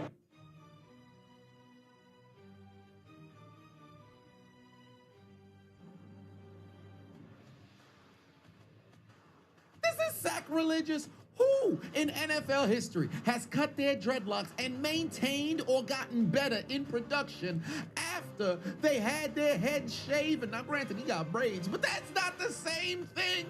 This is against the dreadlocks Bible, sir. Have you not learned? Sammy Watkins, Mike Evans, Devin Hester, just to name a few, cut their dreadlocks off and they were never the same again. You lack of discipline. You just cracked 10,000 yards, eclipsed 100 touchdowns on probably a team that can legitimately get you to a Super Bowl. Not this season, go Steelers. But how the hell do you decide to go and cut your dreadlocks now? It don't make sense. Have you turned away from the power of the dreadlocks Bible? How many times have we seen you activate these powers late in games, run people over, stiff arm other human beings into oblivion? We've seen Derrick Henry's dreadlock powers cancel out other players' dreadlock powers. Do you remember what he did to Josh Norman? He sent that man to the death note. This man came on the football field and had his soul evicted from his body. Man got thrown away like a zygote at the conclusion of an abortion. Payne must have been playing Madden because he hit him with the almighty push, then utilized the almighty pull, and then pushed his bitch ass again. Finish him. Almighty push. Brutality. Josh Norman got stiff-armed so bad he got thrown out of orbit. Man's got treated like Frieza after the battle against Goku on Namek. He's never worked at NASA one day in his life, but somehow got a free trip to the moon. Put it in reverse, got him looking like he throwing kicks in karate class. If we knew Josh Norman was gonna come on the field and get thrown around like a member of the circus, somebody call up Murray Franklin. We've got another clown for the show. Look at his face. He does not want to be on a football field right now. He'd rather be playing Twister, right elbow on green, hip on yellow. Maybe doing tricks in motorsport, perhaps a bronze medal in high jump, sliding for home base in October. Man's looking like he taking an incorrect Stone Cold Stunner from Steve Austin, or perhaps Stone Cold Derrick Henry. No respect for the leader of the locker room, interrupted the dead man's leg drop with an elbow, and he dropped one on the dead man the next week. He gets it to Henry. He castrated, executed that man on national television, not based off his own merit, not because of his own strength. It had nothing to do with the stiff arm. It had nothing to do with his talents. That's the power of the dreadlocks. Remember what he did a couple years before that against Jacksonville on Thursday? Look what he does to Boye. Get back. He got whiplash, car accident. Then he takes Leon Jacobs to a different dimension. If you look closely, you can see his soul leave his body. Then he took Miles Jack to the dentist. Try this new form of toothpaste. It's called Derrick Henry gloves. Somebody unplug the controller of the Jacksonville Jaguars. They need to rage quit. Somebody check on Little Duval. He might be on suicide watch. They not living their best lives. Call the EMTs. This is abuse. And that's only a couple of plays. Everybody who's consistently been watching football knows he's been terrorizing defenders, whether it's been getting stiff-armed, getting trucked, getting outran, or just downright embarrassed by this man. And you cut your power source? Why would you do this? I don't know. Why would you do this during the bye week? Why not wait until the conclusion of the season? You're literally on the cusp of possibly winning another Offensive Player of the Year award, albeit you got usurped by Saquon Barkley, but there's still 4 games remaining. That's a full month of football. Who's to say Saquon doesn't fall off a cliff or maybe stagnate and you just so happen to go full Derrick Henry mode, explode for like freaking 700 yards, and all of a sudden you break the all-time rushing record for a single season and you get past that 2105. It can happen. We've seen Derrick Henry go crazy in December before. I'm not saying it's a far-gone conclusion, but it's a possibility. Why would you cut your hair now? It simply doesn't make any sense. You're trying to make a playoff push. You're removing what makes you you. Pee in that cup. And now, a word from our sponsor. All right, so boom, the holiday season is officially here, and there's no better way to celebrate the holidays than with Game Time. Gift yourself or maybe a significant other, a loved one, whatever the case may be, with an event, a concert, a basketball game, football game, any sporting event, wrestling show, whatever the case may be. The best prices are only available on Game Time. Game Time built a ticket marketplace that makes it faster and easier to get into your favorite events at a moment's notice. Game Time provides the premium marketplace for last-minute tickets to the most popular events in sports, music, and theater in more than 60 cities across the U.S. and Canada, eliminating the need for printing and built a better way to access the best live experiences right from your phone. Just last month, I went to Pittsburgh to watch my Steelers get a W on Monday Night Football, and then I flew to Las Vegas to go watch my favorite singer, Adele, perform before the conclusion of her residency in Las Vegas. And I would have never been able to do that had it not been for Game Time. And my tickets were the best priced possible with Game Time picks. Basically, Game Time filters out all of the fluff to show you incredible deals on great seats, so you don't have to waste time searching through thousands of tickets. In fact, I use Game Time picks to get my tickets for WWE Saturday Night main event in the Nassau Coliseum. So what are you waiting for? Take the guesswork out of purchasing concert tickets today with Game Time picks by clicking the link in my description, downloading the Game Time app, create an account, use promo code Adonis, and save $20 off your very first purchase. Terms apply. But download the Game Time app, use promo code Adonis, ADONIS, and save $20 off your very first purchase. Download the Game Time app today. Let them know I sent you. What time is it? Game time. And now back to your regularly scheduled program. Now, I know what some of you are thinking. It's just hair. It's no big deal. It has nothing to do with how he plays on the field. I beg to differ.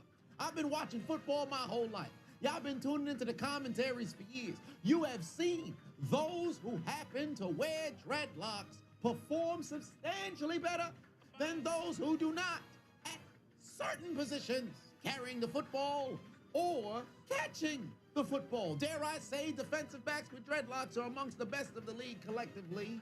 Maybe you might have individual seasons where somebody performs very well, but on a consistent basis, motherfuckers who got dreadlocks play amongst the best in the league. Historically, this millennium is getting ridiculous. Why would he do this? Who gave him the clearance? I demand they reattach the dreadlocks at once. Have you not read your Bible? Don't you know what happened to Samson? Why would you cut your hair? I'm a Steelers fan and I don't make no goddamn sense why the hell he cut his hair. Why? Why? Why? Why? Why? Why? This the same man who ran for 12,000 yards in high school. The same man who won the Heisman and ran for over 2,000 yards in college and in the NFL, eclipsed 10,000 yards and 100 touchdowns and will be a future Hall of Famer. Why would you cut your dreadlock? I'm gonna kill myself! I'm going to kill myself, and it's your fault! That was a little emotional, maybe not so much unalive myself, but I will say this much. I'm gonna go out on the record and say right now, this next month, I will be watching incredibly close at the production of Derrick Henry, because I can tell you something right now. Some people would say, well, maybe with the cut hair, he could become a bit more aerodynamic. He should have just went completely bald. She's bald. She's bald. But I don't think he'll eclipse over 400 yards for the remaining 4 games of the season. And dare I say, initially coming into the season, I predicted he would not go over 1,000. He proved me wrong. But now with the cut hair, I am going to put down the damn decree now. Henry will never eclipse 1,000 yards in a season again because he cut his goddamn dreads. And you could take that to the bank. Maybe not so much to the bank. Put some money behind it.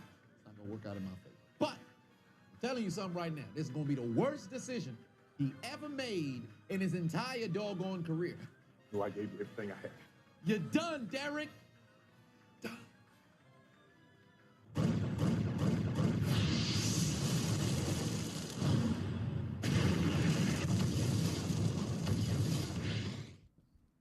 He's done.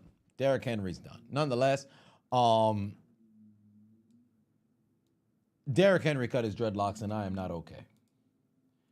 Derrick Henry cut his dreadlocks, and I am not okay. This brother has cost people money, and I have no faith that in the future he'll perform as well as he did prior. The Ravens are done. The Ravens are done. The Ravens are done. I would not be surprised if they mess around and fall out the playoff race. Ravens are done. If Derrick Henry performs incredibly well, I will be shocked. Absolutely shocked.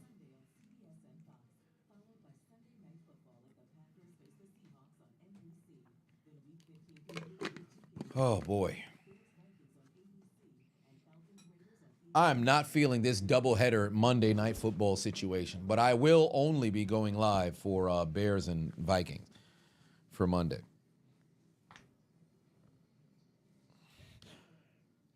If he scores 3 touchdowns on Sunday, well, then again, they're playing, what, the Giants? So he should. But imagine they mess around and lose to the Giants. Oh, that'd be crazy, wouldn't it? That'd be crazy, wouldn't it?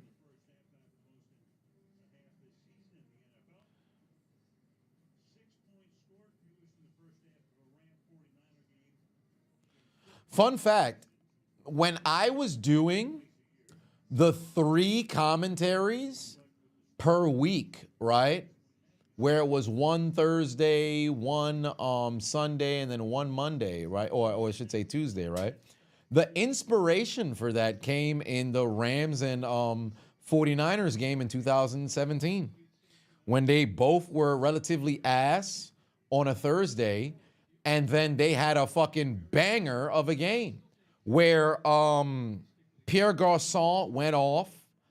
If I remember correctly, who was it for the Rams? Was it Todd Gurley? Perhaps it was Todd Gurley. Went off, and this was on the inaugural. It was a week 3, and I was like, oh, shit.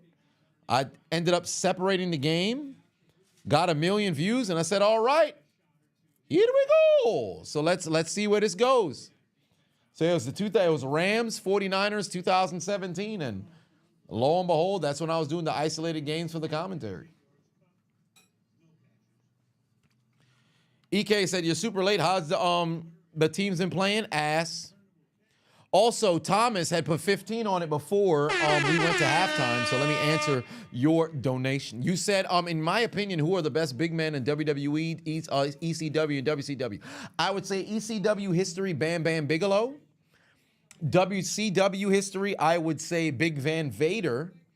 And then in WWE history, I would say Andre the Giant or Big Show.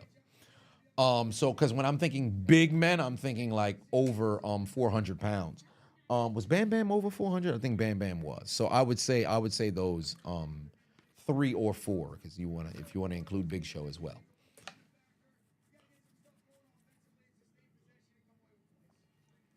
All right, here we go. Rams 49ers second half is underway. I anticipate this game not getting past 11 p.m. I anticipate this game not getting past 11 p.m. Are I sure if I was sure it wasn't the Rams versus Chiefs in 2013 or 15? What do you mean? Rams, Chiefs, of which one in particular? Kenyatta, which one are you referencing?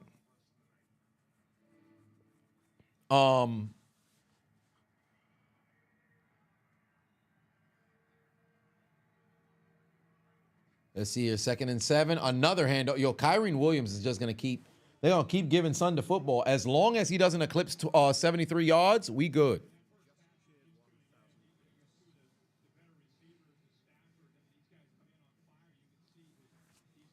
That was a game when they was both almost undefeated. No. You're thinking, yeah, the Monday game between Goff and but that was Chiefs and Rams, and that one it was still in a primetime video for that. That was one of the most fun games that I didn't watch live. I forget where I had to go, but I had to watch it in the morning, and I was still absolutely blown away by that game. Oh, Stafford might have to run. Where's he going to go with the football? Nobody's open. Yup, you got to throw it away. That's it. Punt the football again. No. That was 2019. Sorry. No, 2018. Sorry, 2018, not 2019. 2018. Because Mahomes went on to win the MVP, and then the Rams went on to go to the Super Bowl. And had it not been for D Ford, we would have had that rematch in the Super Bowl. But D Ford cost them. And although I don't want to get into the whole Brady Mahomes conversation, I always find it funny with the revisionist history of how people talk about what transpired and everything of that nature. Because let's call it what it is. Brady had lost the game on a game-losing interception that he threw where he was trying to find Gronk and it got picked off and got bailed out because D Ford was offsides. Now, granted, D Ford was legitimately offsides, but we all know what we watched. He threw the game-losing interception and they got another chance because D Ford absolutely fucked them. Fucked his whole squad up because they were legitimately going to the Super Bowl. You won the game, and this dumbass cost you. It's almost the same thing what happened in 2006 with Marlon McCree. Like, yo, you caught what would have been the game-winning interception. You stay up for what reason? Troy Brown makes a hell of a play, and then they never see the football again. So, Mystic giving out gifts. Giving out gifts. More gifts. More gifts. You love to see it. They're hella charitable out here in the chat here today. We thoroughly appreciate you. No, it was supposed to be in Mexico City, but it ended up being in the Coliseum because something happened, if I remember correctly. It was supposed to be in Mexico City, but it couldn't be there because it had to happen in the Coliseum. Something had happened, if I remember correctly.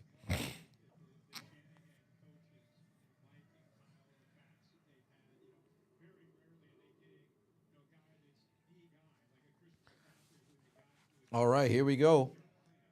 Yet another short down and distance right now for the 49ers.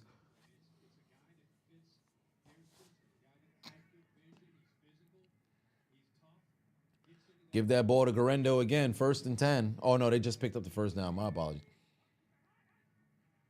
Oh, he's going to throw. Here comes, oh, wow, huge pressure. Able to dump it off, got Garendo. That's enough for a first down.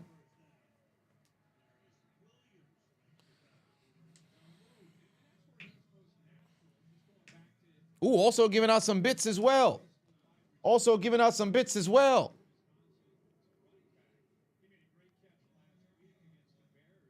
Mystic done came in. He has stepped in and gave the Dr. Umar treatment, giving out donations. Donations. Donations. EK said, how was my day? My day was going all right. And then I saw that Lily Phillips documentary. I have that exclusive full documentary breakdown on Patreon. Tomorrow I'm going to do a reaction, but it's not going to be a real frame-by-frame breakdown.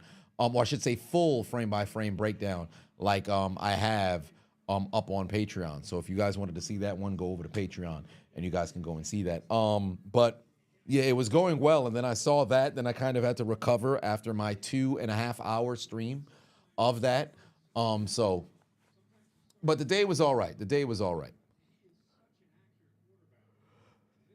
If Pittsburgh can't re-sign Fields, would I rather draft a rookie QB or sign from another team? I would say, well, for one, if you can't get Fields, you have to retain Russell Wilson. And then I would say, then you could draft somebody to come up under Russell. Oh, damn, he done found Kittle. Is Kittle going to get the first? No, he's not. Damn, I'm a little concerned now because that's now completion number 10 right now for Brock Purdy. But keep that clock moving. Keep the clock moving. Field goal actually would be optimal here if they can score on a field goal. I need a field goal from Jake Moody as well. Oh, even more bits is being given out. Even more bits. Donations. Donations. You love to see it. Did it stop raining? That's a great question. Let's see. Oh, wow. Brock Purdy's going to keep it himself. I got to wait till they zoom back in. Did it stop coming down? Actually, yeah. It's not raining as much. Yeah, there's no rain. I don't see any rain. They fixing to throw the football. I don't see no rain. It's not coming down anymore. It seems as if it just passed. No more rain. I don't even really see a drizzle either.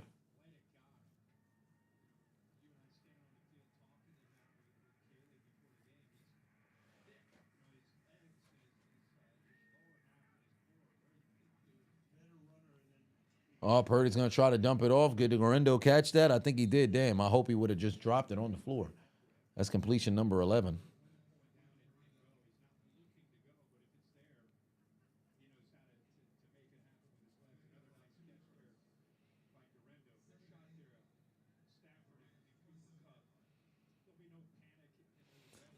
There's a very lengthy drive. They're already over 5 minutes, and they're approaching 6 right now.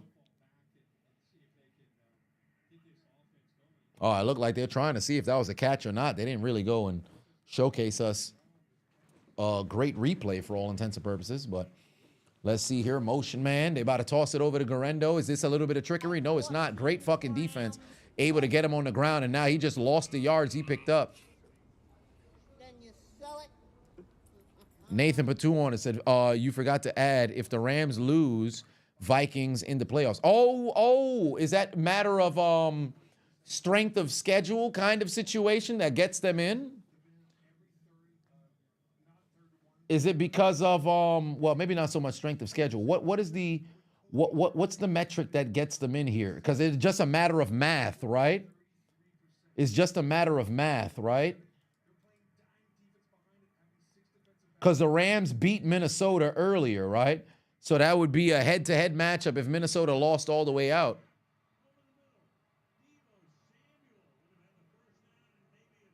Did he drop the fucking football? Oh my God, he dropped the football. Deebo Samuel dropped the football again. Oh my Lord in heaven, he dropped the fucking football. He would have went to the end zone. He would have went to the end zone. Deebo, no. Deebo, no. Tell me, what happened to your hands? 47-yard field goal. Jake Moody to give them the lead. It's booted through the uprights and good. Thank you for locking up my other pick'em. Oh, my Lord in heaven. What the fuck, Debo? What are you doing, Debo? You in the media talking about you not struggling. You're lying to the populace. You out here dropping footballs that's thrown right in betwixt your chest. You should have never changed your number to number 1 because you're looking like the number 1 dumbass. Should have stayed with 19. You call yourself, 19 problems?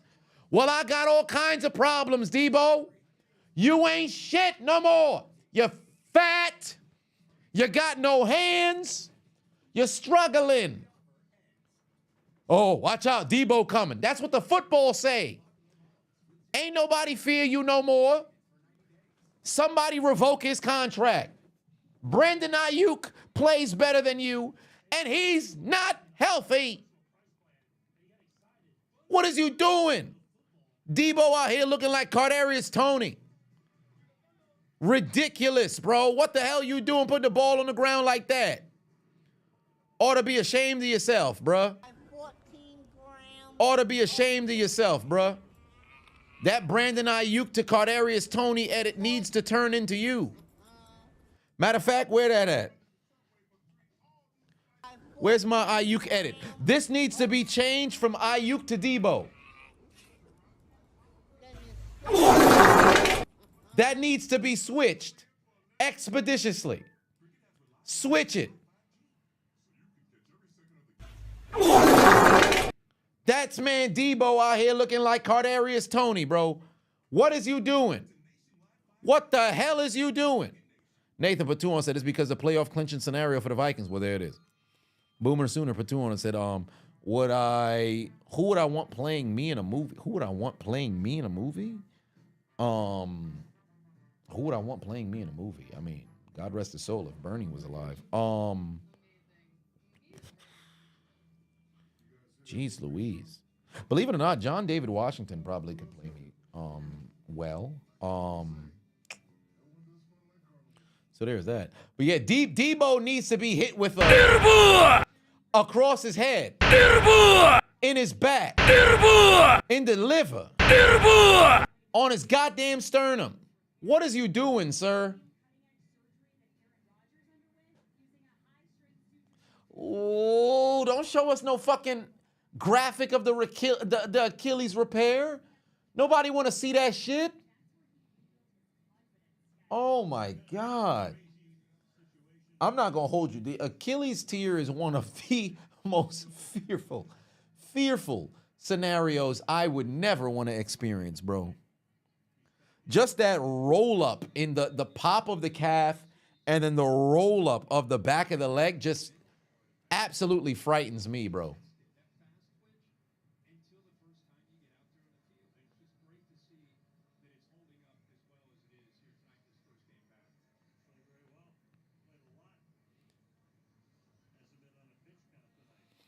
Steamboat said, if NFL Films contacted me to narrate a story, what Steelers history would I cover?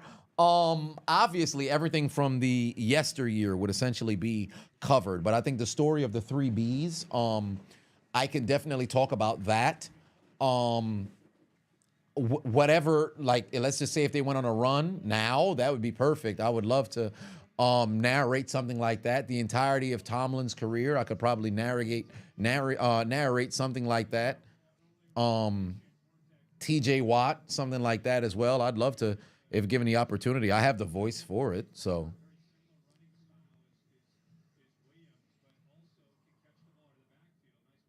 Golly.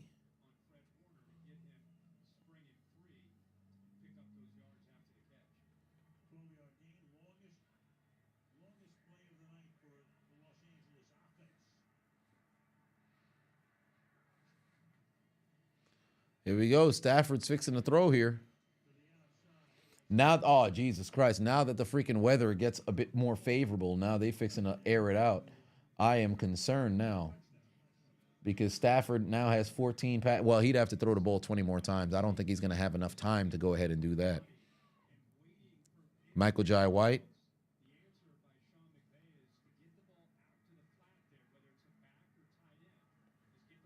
Scarlett Johansson. That's a lady. 2nd and 1. Stafford's fixing to throw again. Dump off to Corum. What is interesting, no, not as much Kyrene Williams out here. It looks like they're splitting backs, although Corum is more of the passing back, and it looks like now they're just fixing to throw the football here. I am concerned for my pick'em.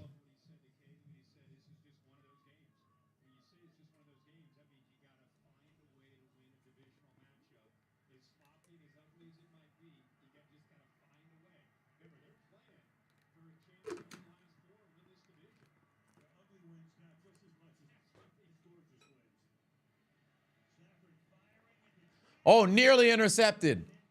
Pass ricochet, nearly intercepted. He was looking for Parkinson. Hufanga was back there, but he only got a clubbing blow. So I don't know how he was fixing to go and catch that. Damn, Stafford's up to 17 passing attempt. Jesus Christ, run the football, man. Give the ball to Corum and shit.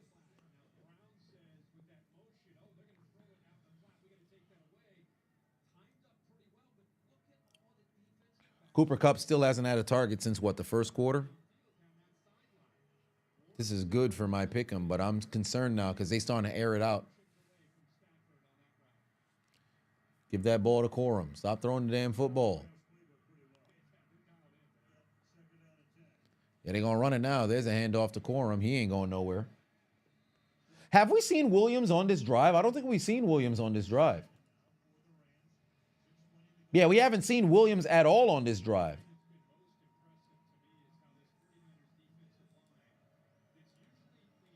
Third down coming right now. Stafford, 7 of 17. They're at San Francisco's 44 right now.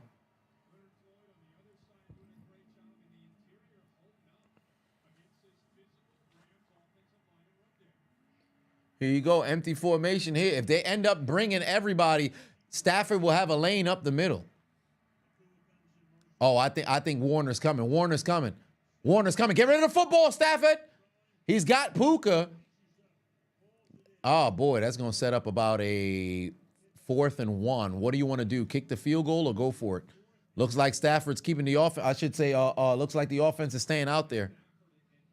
Looks like the offense is staying out there. Puka Nacua with a great sure catch right there. That's his 4th reception on the day. That's his 4th reception on the day.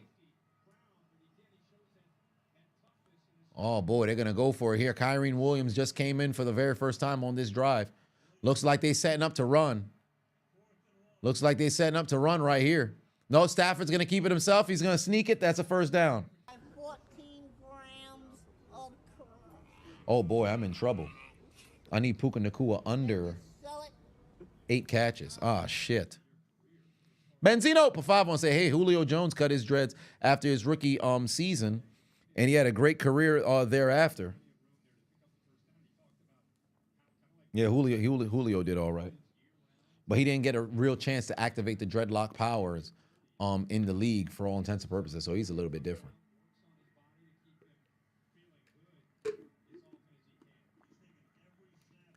Magabosa's a little shaken up. Oh, no. Stop Kyrie Williams. No more positive yardage. Stop that, man. All right. Yo, this quarter is flying by, bro. We about to have, what, 2 drives in this quarter? Well, 3 drives in this quarter? This drive is flying by.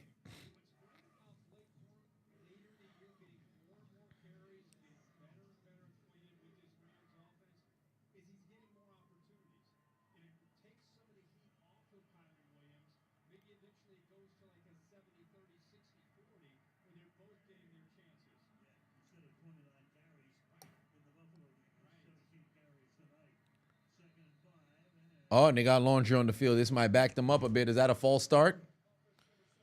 Yep, that's a false start. Back them up.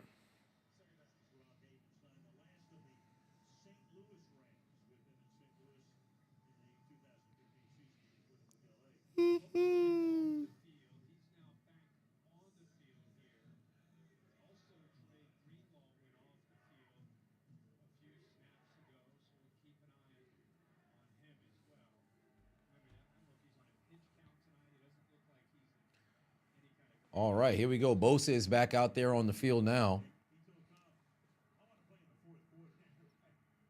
Stafford fixing to throw again. He go dump off. He's got Puka again. Oh, Lord, Puka's got some open room here.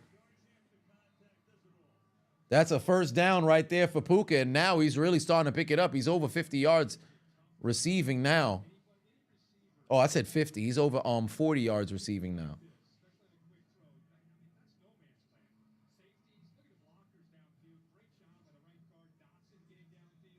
Damn. Oh, I'm in trouble. I was looking good when it was raining with my Puka pick'em. Now I'm concerned. That's now 5 catches. He's only allowed to have 2 more catches for the rest of the day. There's a handoff to Kyrie Williams. Hold him back. Hold him back. What's the point? When is the point that Cowboys fans would stop running into the stadium every year? Or is that just Texas Fort Worth area? I actually have no clue. I couldn't tell you. I don't know if it's a age-old tradition or whatever the case may be, because running into the stadium when you're on time, or dare I say early, just to make it to your seats, I don't know. I don't know. I've never been down there, so I couldn't tell you if there's some sort of significance to running to your chair and just pretty much claiming, if it's like Southwest Airlines where it's first come, first serve. I don't know.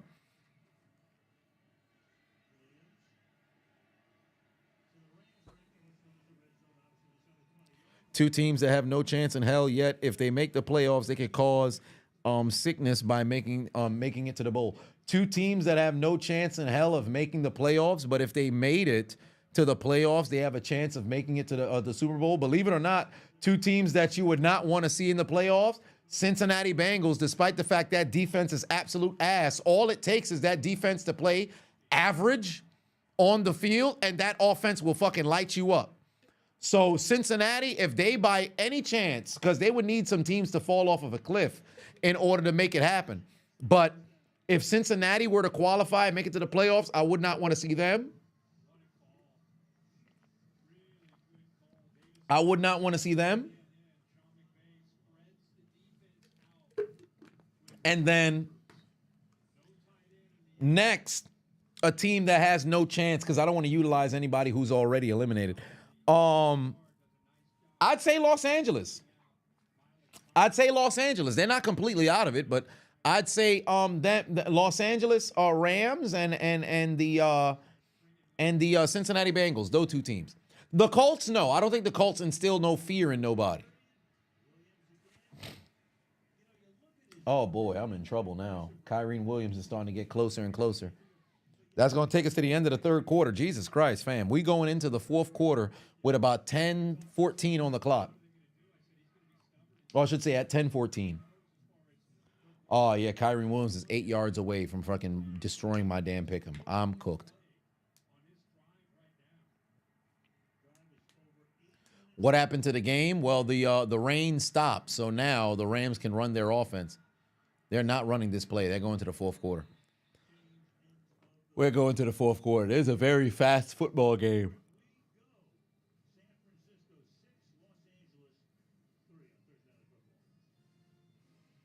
This actually might have potential to be the fastest game of all time. Let me see. What's the fastest game of all time? Fastest football game ever was 2 hours and 29 minutes. And that was the San Diego Chargers and Indianapolis Colts in 1996. That was the shortest amount of time for a game. 2 hours and 29 minutes. I started streaming right as the game was beginning. We're at an hour and 57 minutes. If motherfuckers start really running the football, oh boy. We got a chance. We got a chance. Yeah, it's fourth quarter time.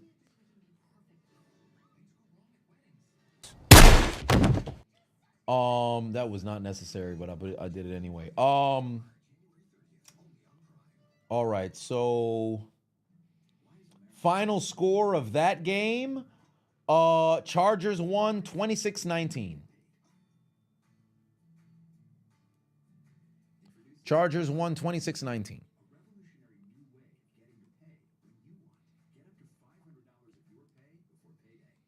Yeah, fourth quarter is upon us, ladies and gentlemen. Fourth quarter is upon us.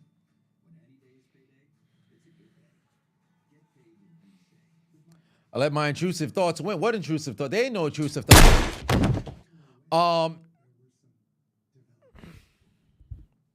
TNF has had many good games. Each game has just been, it's been a little bit Stephen A.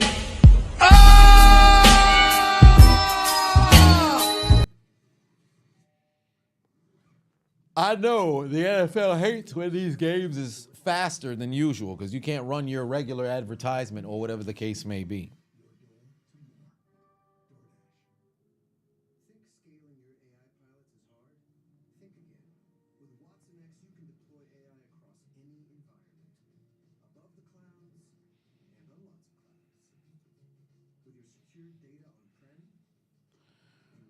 Oh, boy.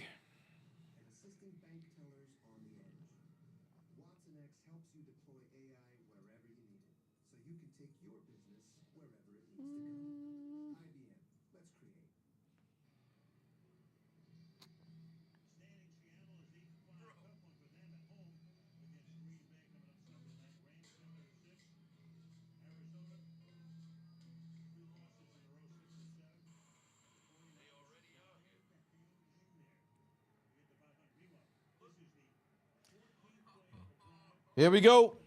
Sound the alarm.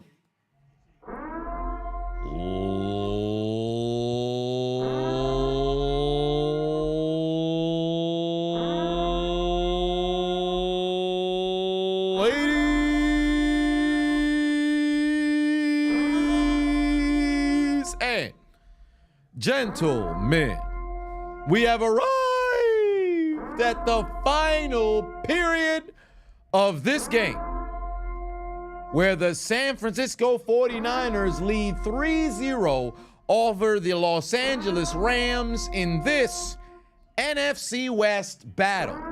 San Francisco fighting for their playoff lives. A loss here will all but eliminate them from playoff contention and really put them in a situation where they would need a lot of help. And a Rams loss here makes it that much more difficult to qualify in 4 weeks' time. Who comes out on top? Do the Niners sweep the Rams, or do the Rams split and stay on the heels of the Seattle Seahawks? Ladies and gentlemen, I invite you to the fourth What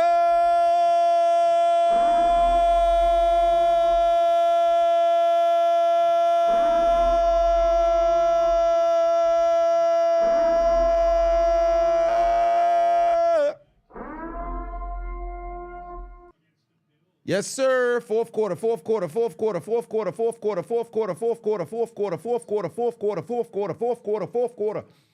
It's time, baby. It's time.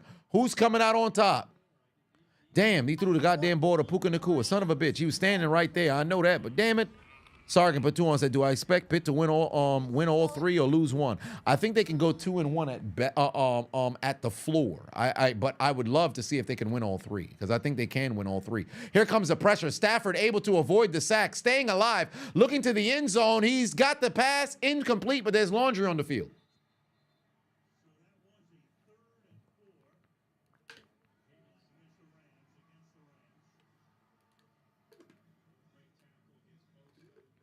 Oh, is this against the Rams? I think it is. It's against the Rams. This will not be. What the hell is that goddamn camera lady mouth ajar for? Is she yawning? I think she is, or is she screaming? Oh, no, I think she's yawning. Oh, yeah, that was definitely a hold on Bosa right there. And then he hit him with a clubbing blow on the way down.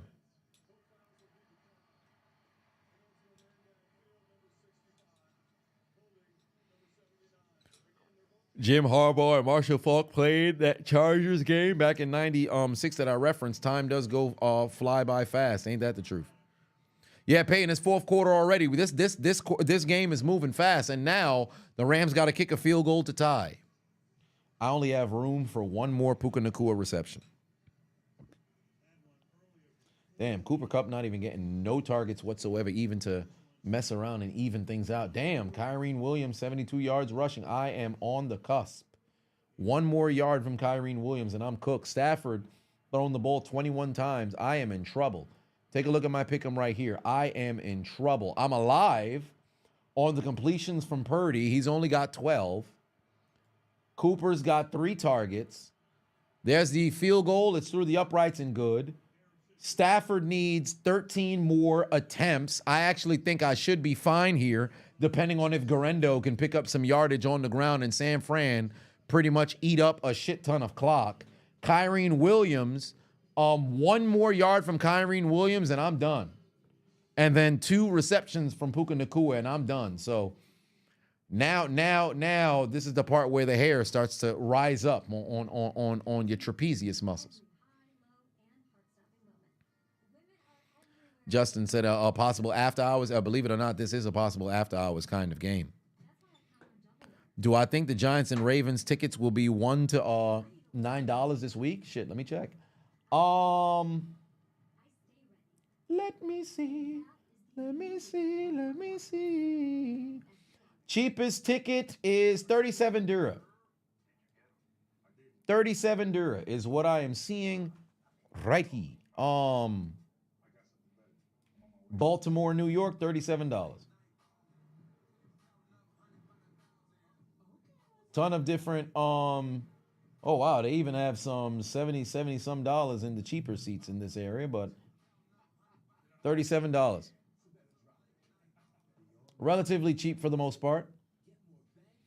And if I were to look around the league, cheapest tickets for the week, Jaguars, Jets, tickets as low as $19. God damn, Bills and Lions, $345 is the cheapest ticket in the house. Eagles, Steelers, $218. Golly, by far the most expensive tickets this week. I don't think a single other game is over. No, Packers, Seahawks is at $156. Bears, Vikings, surprisingly enough, is $105 still. So yeah, cheapest tickets for this week is Jaguars, Jets, $19 a pop. Jaguars and Jets, $19 a pop. But the time of the game, you'll see if it's cheap as hell. The day of the game, it could probably be even lower. Rams, Jets next week is as low as $24. Panthers, Cardinals, $23. Buccaneers, Cowboys, $23. And that's next week. 2 weeks from now, Christmas week. Cheapest to goddamn Giants Colts, $8. Giants Colts, $8. Giants Colts, $8. Right here. $8. Golly, $15. Dolphins, Browns, $15. Titans and Jags. Golly. So they got some cheap ass tickets in that area. Benz said this game's so bad. Yeah, that early rain definitely screwed it up, but for the most part, you know, they haven't necessarily done the best of making it a bit more exciting. It's been that much of a snoozer. This isn't one of those games that you wake up in the morning and tell your friends about, yo, did you tune in to Thursday Night Football? This one ain't it. This one is not it. Here we go. Dump off to Deebo Samuel. Can he go make a play? No, he can't. And there's laundry on the field. This might be coming back on a hold.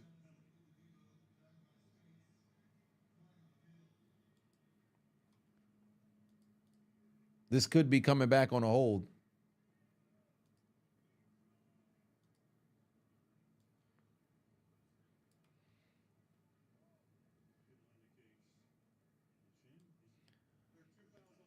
King, what's good?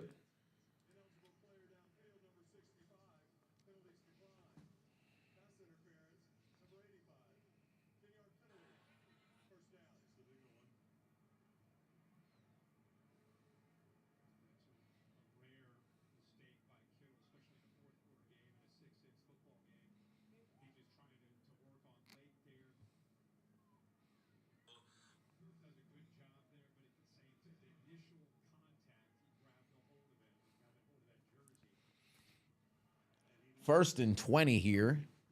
Get that ball to Garendo. I don't need no Purdy completions. But it's a tie game, 6-6, so you know he's going to be encouraged to throw that football. And remember, Purdy can run when he has to. Pass is going to be batted down. Right-hand Cam said you sub over on Twitch. Oh, that's love. You would rather watch Tyson versus Paul than this game? Yeah, this don't have too much excitement in this game right here.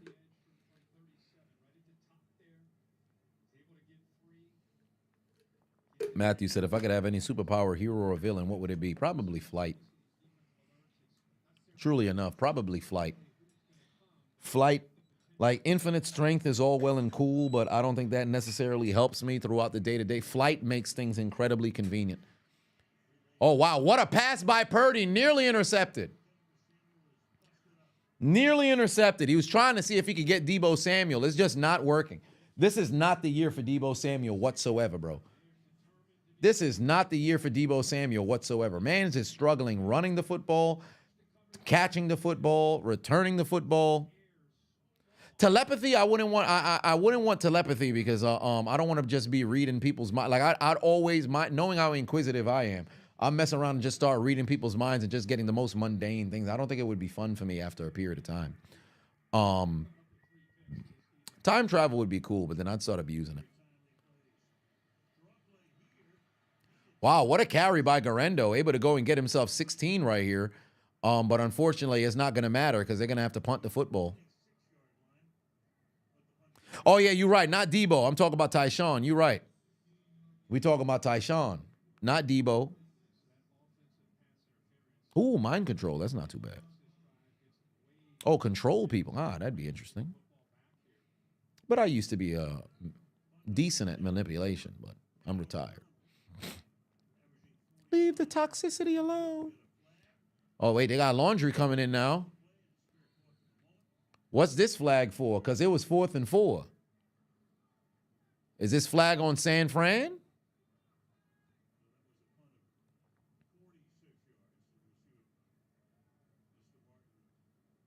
Or it might be an illegal shift. Oh, it's a false start or illegal shift? Oh.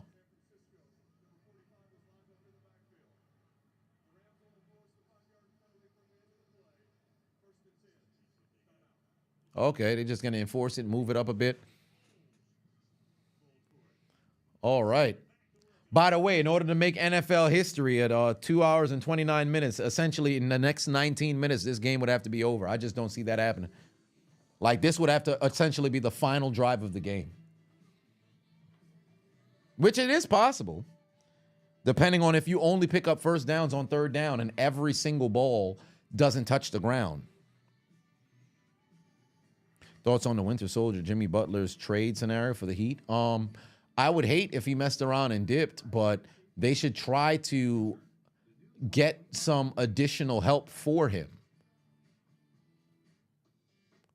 It's incredibly frustrating with how they've operated the franchise as of late. Whoa, whoa, whoa. No, D-Walk, this is not better than the Colts. This is not worse than the Colts and Broncos 2022. That's crazy. This is not worse than the Colts Broncos in 2022.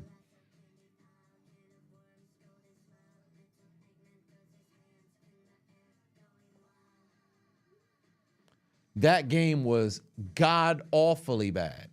This one had an element of rain that played a component. That game was clear skies and ass. Like, this is completely different. This is completely different.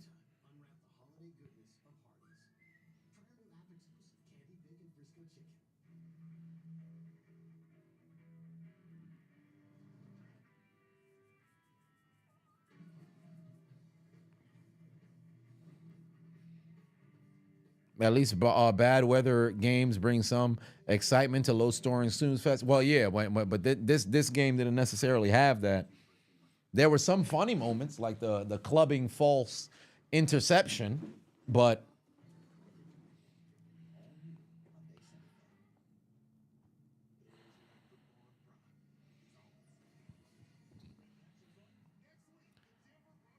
oh man.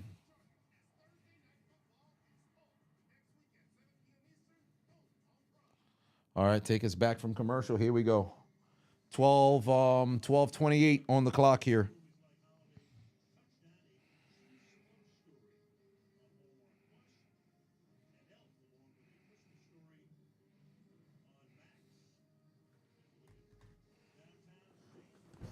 You're predicting Rams win 9-6? Oh, wow. Third time with no catches through 3 quarters for Cooper Kupp. No catches through 3 quarters. Yeah, he's got those 3 targets, but no catches. Get that ball to Cooper Kupp.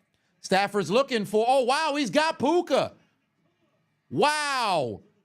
Huge fucking reception from Puka Nacua down the field. Jesus Christ. Hey, Cooper Kupp, you're done, fam. What is his contract? Cooper's getting traded, bro. Cooper Kupp's done, bro. Puka Nacua just took your job. He signed a 3-year. When is he an unrestricted free agent? 2027. He's still on the contract next year and the following year. Yeah, he's getting traded, bro. He's getting traded. They're going to trade him and deal him somewhere else, bro. Golly. First completion pass the sticks tonight is insane. Yeah, Kyrene Williams just broke the pick'em. It's over. It's over, ladies and gentlemen. Kyrene Williams just broke the pick'em. I needed him to not get any more yardage on the ground. He just got yardage on the ground. The pick'em is done. The pick'em is done. Let's just watch it turn red, and then one more reception from Puka Nacua, and this one is done.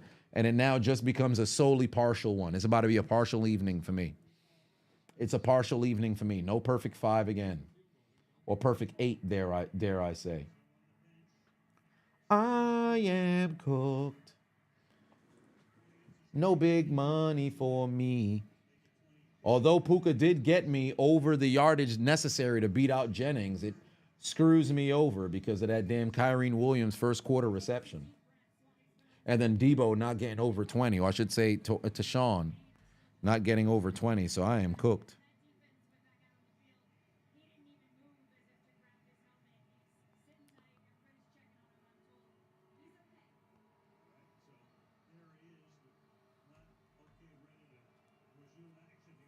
Damn. Come on, Kyrene. Get a loss of 8, Kyrene. So who would need a Cooper Kupp? A number of different teams can make a play. Believe it or not, I think Pittsburgh still should try to see if they can make a move for him. But I heard some talks about possibly making a move to Jamar Chase, and I'm like, that is wild. I don't see that happening. Dwayne put 5 on said if Bebo drop a pass, you want his teammates to fight him after the game, they might as well.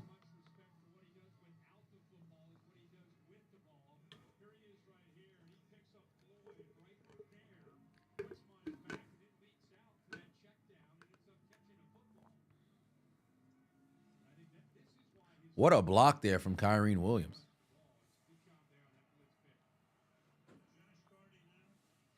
Yep, Cardi, who had given them the earlier field goal to take the, oh no, they didn't take the lead on that field goal, but 27-yard field goal here for Cardi.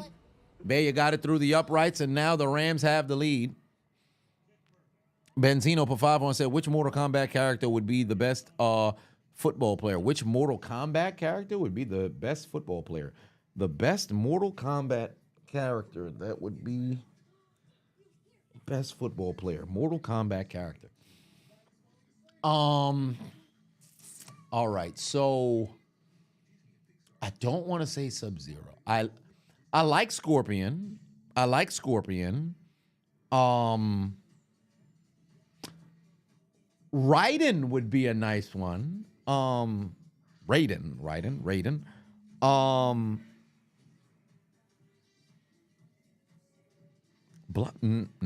No. Haha, Jax, yeah. Jax.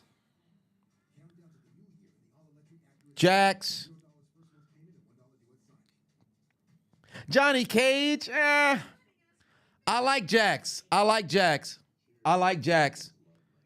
Yeah, I like Jax. Goro. I like Jax.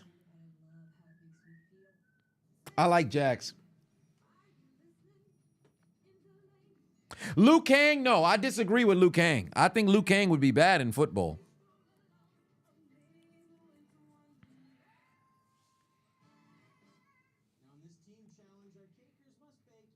Shao Kahn, no, Shang Tsung would get kicked out the league in the very first game. I like Jax. Kano maybe, but you're not. Kano can't be trusted. I like Jax. But no, Baraka would be a problem. Baraka might eat the fucking football. I don't like that. Baraka might eat the fucking football. I don't like that. I like Jax. Baraka gonna try to eat the football. Sub-Zero gonna start freezing shit for no reason. You're not gonna be able to have the game.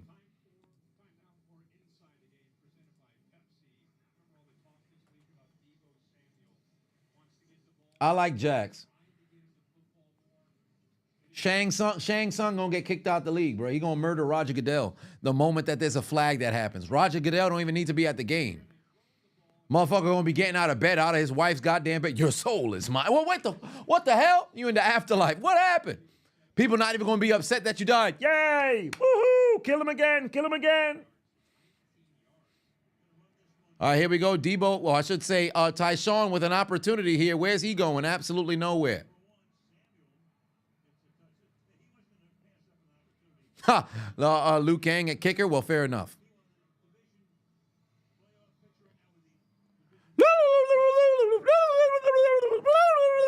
Those fucking Liu Kang kicks. Kicking them fucking for no damn reason. Spawning kicks and shit.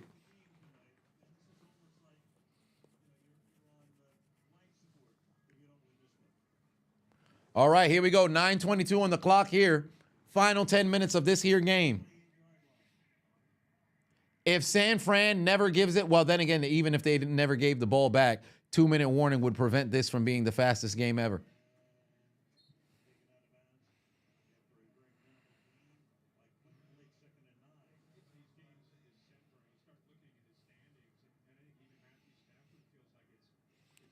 Who predicted earlier this game ends 9-6 in favor of the Rams? Let me scroll up, see if it's still here in the chat.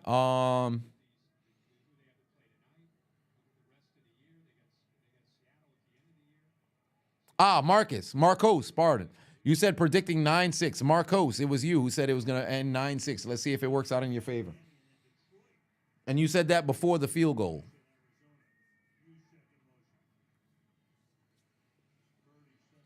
Oh, Purdy got Pearsall. That's a first down. Ricky Pearsall moving the chains here. Brock Purdy with that completion.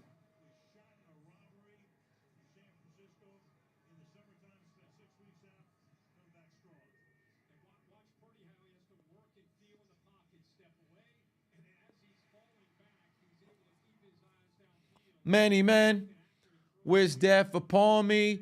Bullet in my chest and I couldn't breathe.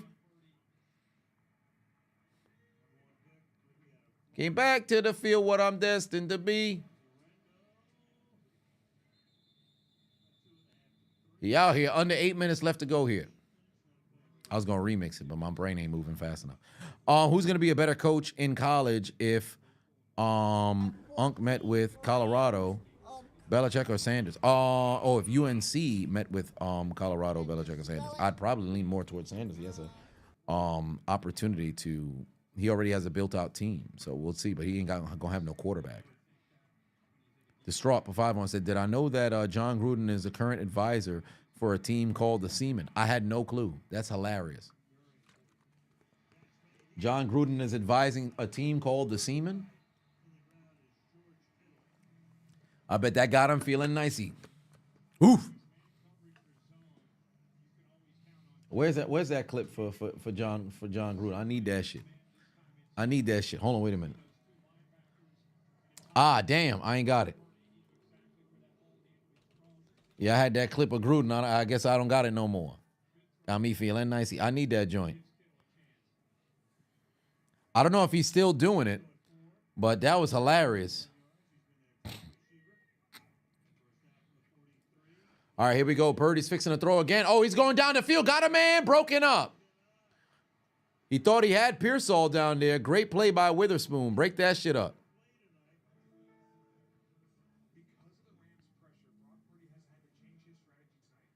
All kinds of attempts thrown by Purdy here tonight.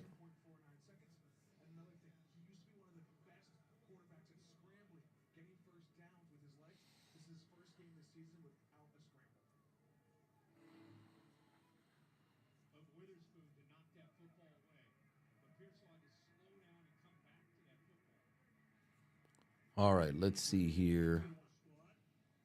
Oh, try to make a move. Okay, Garendo. That's a first down or near a first down. Chocolate Sensation. Oh, wait a minute. The unknown Adonis is in the building. What's going on, family? I even peeped that was you. It's hilarious. Your avatar is me with my damn with my mother's hat. Fun fact, that's the choir hat. Now, what NFL teams would best be represented by Mortal Kombat characters? The Raiders. Without question, the Raiders. Distraught, put 2 on it. Said, don't get mad at me. He took the job proudly. Imagine if this game goes to OT. I hope not.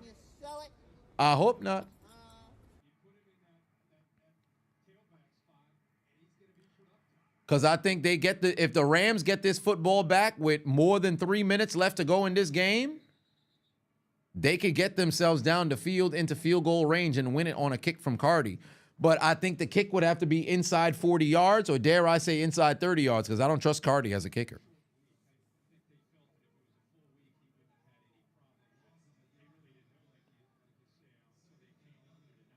You feel like this game is going to get the no signal treatment in the highlights? It definitely will. It definitely will.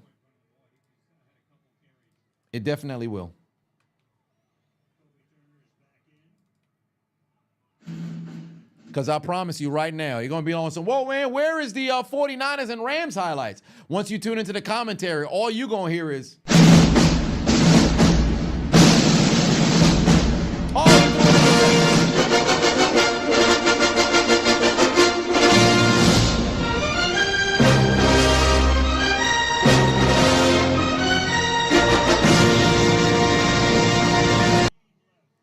That's exactly what happens.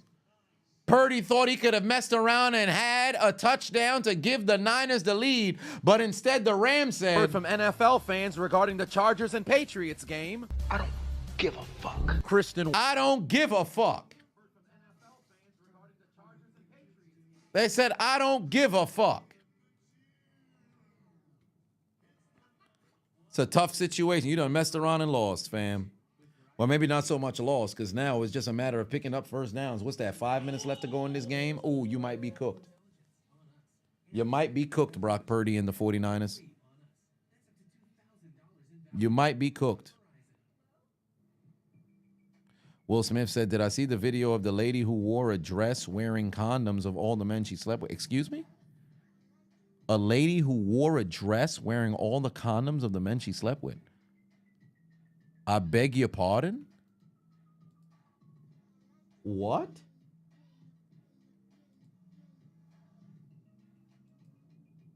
What? Hold on. Storm as lady wears dress completely. Hold on. Hold on. I know I'm not tripping. Spawn of Satan. Spawn of Satan. Spawn of Satan. Stop it.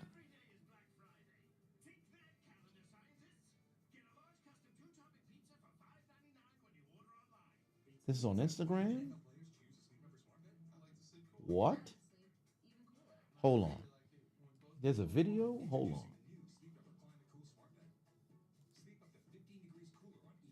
Oh, it was removed from IG. What's the page?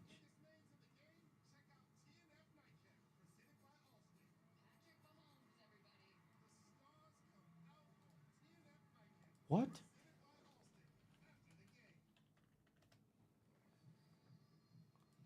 Condom dress of Miss Universe.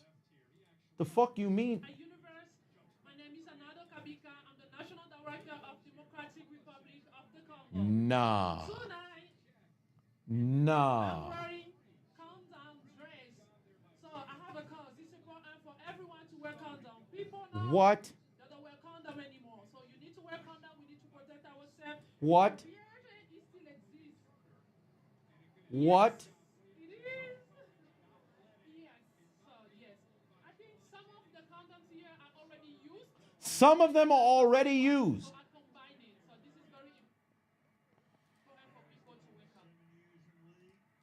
The Porsche pulled up at a gas station. Come on, son. As the officers attempted a traffic Come on, stop. son. What are we doing, bro? What are we doing, bro? What are we doing, bro? Immediately upon spotting that lady, get her the fuck up out of here, bro. Get her the fuck up out of here, bro. Ain't no fucking way. Ain't no fucking way. Ain't no fucking way. Whose mans is this? Whose mans is this? 14 grams. Here we go. Stafford on the move. Got a man outside. That's long. That's a first down. Oh, they're inside 5 minutes, so he stepped out of bounds. He stepped out of bounds. So that's going to stop the clock. 14 grams of crack. Then you sell it. Brian Patuon said, that dress I did not need to see. Chris, ain't that the truth? Immediately I'd have crashed out on Shorty. Immediately I'd have crashed out on Shorty. Shorty would have been on the goddamn red carpet wondering why somebody's cashing in. But it's not Edge. It ain't the ultimate opportunist. In fact, you're hearing...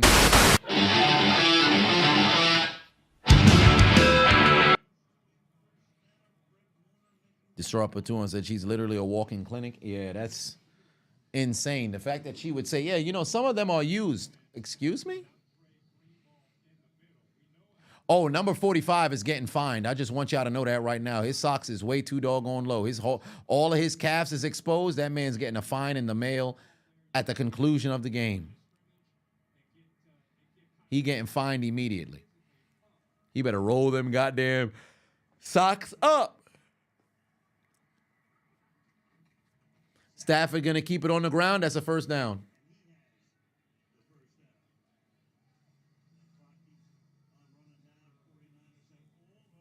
And the Niners don't want to use their timeouts just yet. Oh, boy. Stafford might be in real pain here because he keeps reaching over at his ribs.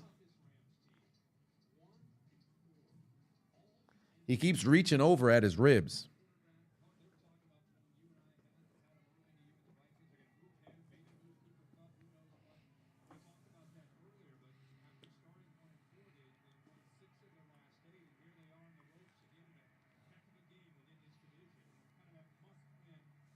All right, here we go. Watch out now, Stafford dump off again. That's Parkinson right there. He gets out of bounds. He should have just slid. He should have just slid. Going out of bounds. You're actually doing them a favor right here. Fall in bounds. If you know you're not going to get the first down, fall in bounds. Use your brain. Use your brain. Use your brain. Use your brain. Use your brain. Fall in bounds. Don't let them push you out of bounds. Fall in bounds. Use your head here. You got leverage. You're up by 3. You got all your timeouts. If anything, just fall down, bro.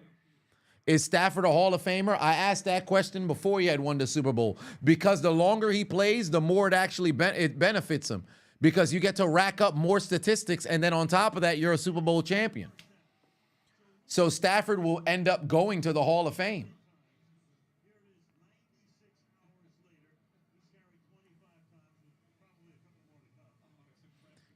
In the building, where anybody score a touchdown in this game, believe it or not, I don't think so. Because the Rams don't have to. A touchdown would be optimal, but they don't have to.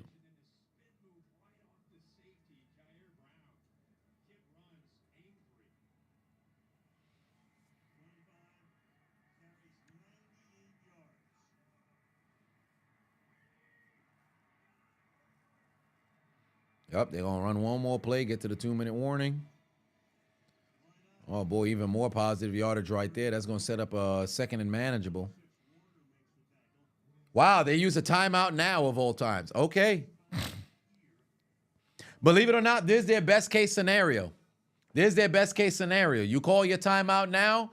If you can get a stop, on the next play, I wouldn't use the timeout there. But ironically enough, the Rams could have really already took it to the 2-minute warning if Parkinson fell down. And then there was another player who ran out of bounds as well. Fam, just stay in bounds. Most recent game without a TD at all. Most recent game without a TD at all. I can't recall.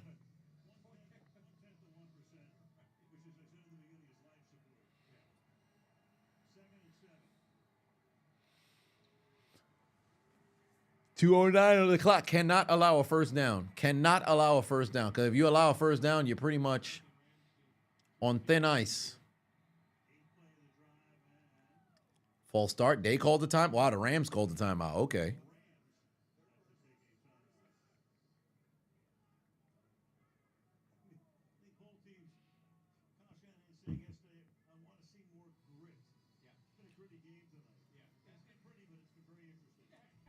Redskins, Cowboys, 2001, no TDs. Yeah, but 2001 is not the latest one that they had no TDs. I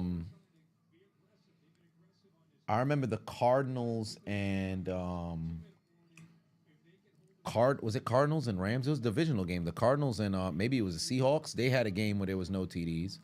It was all field goals. Vikings Raiders last year. All right. Vikings. Vikings Raiders last year. Wow, they're going to go with a damn jet sweep over to Puka. Puka's not going to get there. Now, what do you want to do? Take it to the 2-minute warning. That's a smart thing to do. And now, third down, get a stop, call timeout. That's the smart thing to do.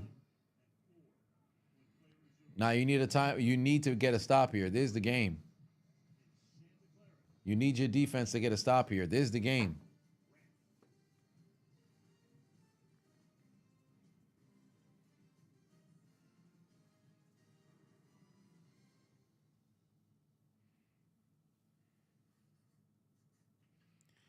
Did I see where Shannon Sharp said Cat Williams will be making another appearance sometime next year? Part 2 going to be more truth revealed.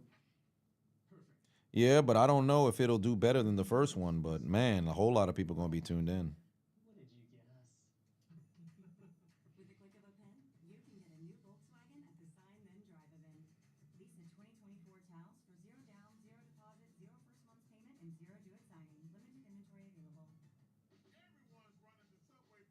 Patriots Chargers last year. Wait, didn't the Jets? No, there was a kick return. No, punt return touchdown that ended up ending the season. No, that was 2 years ago. I'm tripping. Sports Star said, "Hey Chisel, as a Bengals fan, the crash out vid I did on the Cowboys where they touched the ball during the punt was killing you, especially the SpongeBob part. Oh, appreciate that. Although I don't know that SpongeBob part. That's very bizarre. SpongeBob. SpongeBob. Interesting. Must have been watching Nickelodeon while watching the commentary. Would McVay pull out a Dan Campbell playbook and go for it on fourth down? If he gets to that, or play it safe. Play it safe. Punt the football. Force them to have to make a play. Do not, under any circumstances, go for it on your side of the field at this down and distance at this point in the game. I think that's crazy. I think that'd be crazy.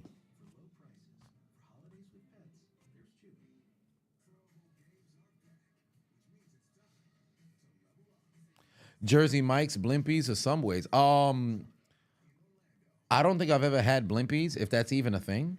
But I would always go Subway. Jersey Mike is okay, but I've Jersey Mike a couple of times. Only crazy if it fails? Well, yes, but then I wouldn't do it on that down and distance. Who am I going for in this game? Believe it or not, the Rams, because I really want that last game between them and Seattle at the end of the year to mean something, and it's because that's the best time. Like Week 18 football, it's essentially rivalry week, but in the NFL. But because it's all divisional games, you want the divisions to be on the line. Like there'll be some divisional opponents that have their shit clinched, but there'll be some divisions that are already clinched. However, there's still playoff seeding that could be on the line. Like, for example, I believe the final week of the season, Denver will be playing Kansas City, right? So with Kansas City taking on Denver, what makes that interesting is KC would have an opportunity to keep Denver out of the playoffs. Denver would essentially be playing for their playoff lives, depending on how things play out. So they're still going to be playing. Oh, wow, that's the first down. This game is not all the way done yet, but they're in field goal range now. So you could at least put some additional points on the board. If you're San Fran, you got to use that timeout now. Damn, Debo, I know you're going to be beating yourself up for that drop. You was over there talking in the media. Get ready to get traded. Get ready to get traded. Well, they're going to give him an opportunity to bounce back next year because they did pay him. But the Niners had a window, and it's I think they'll be back for sure next year, but that might be their last chance. It's kind of our thing. That's my doorbusters every Friday. You're on it. Are we doing our doorbuster thing? I'm literally getting doorbusters right now in my slippers. Yeah, incredible soft defense. Doorbusters all season at Best Buy. Incredible soft defense there. Comfort can't be faked. Neither can our strawberries. Rams 12. Final score after winning the final winning field goal. No, I don't think they have to kick a field goal. Believe it or not, I don't think they have to kick a field goal. Because now that the timeout is here, one more first down, the game is done. One more first down, the game is done. Helps me see whoever's turning around in the driveway. Plus, from back here, I can watch reality TV without getting too sucked in. I gotta know exactly what this guy's up to. Plot twist. Low key, when it's like 10 seconds that's left in the game, you could fucking bail out backwards. But obviously, it's too big of a risk because clock will expire. Or I should say, if the clock doesn't expire and you pretty much give them the ball back in great field position.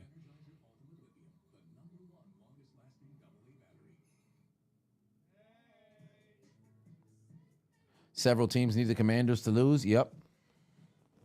Purdy getting paid kills the Niners. Yeah, for all intents and purposes, that'll be the final nail in the coffin for their team.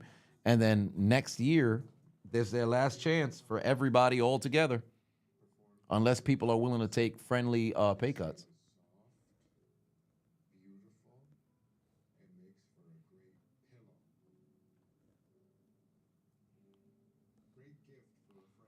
Blimpy used to be decent. Niners will have 6 players making over $20 million in 2025, and that's before Brock Purdy. They may break it down and rebuild. Yeah, some people are going to have to get moved. And they really should have traded Ayuk because the fact that he ended up tearing his ACL, that's brutal. They should have traded Ayuk instead of paying him.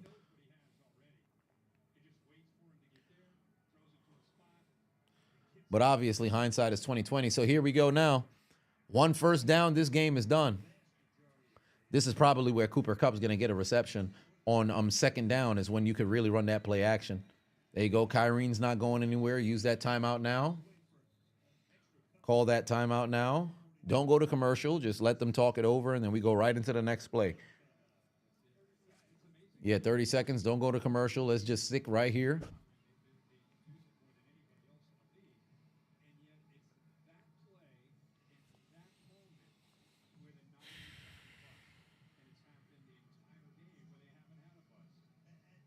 Do I think Shanahan will be with the Niners next year? Absolutely. It's not Shanahan's fault. You can look at this season and call it a wash due to the injuries across the board. But if he can't get it done next year, it's going to be like, yo, how much times are you going to fail successfully for all intents and purposes? Take us on a deep playoff run, and then we can't get over the hump. Kyrene can't find nowhere to go, and here we go now. We'll see the next snap take place with about 1:07 on the clock. 1:07 or so on the clock.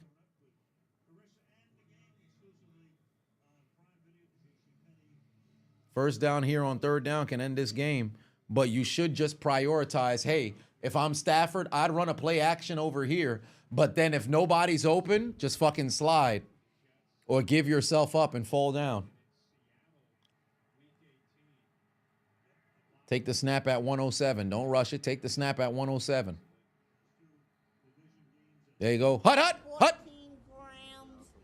There's a handoff. Oh, wow. Kyrene finds a small seam. He's going to get stopped right there. And they're going to use that final timeout. Yeah, they're probably going to take that field goal. They're going to take that timeout at about 21, and the clock is going to go down to 20. After the field goal, that'll take off about 4 seconds. There'll be about 16 that's remaining. And then with the 16 seconds, you kick it past, obviously, into the touchback, or maybe if you kick it into the landing zone.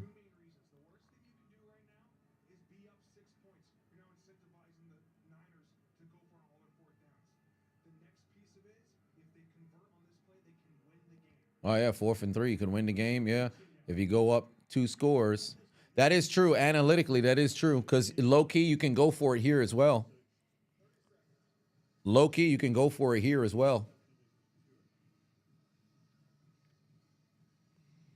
Thomas with 5 on said, biggest clit alert of the regular season. The Cowboys moment is definitely one, but I don't think anything has usurped the Bears on Thanksgiving.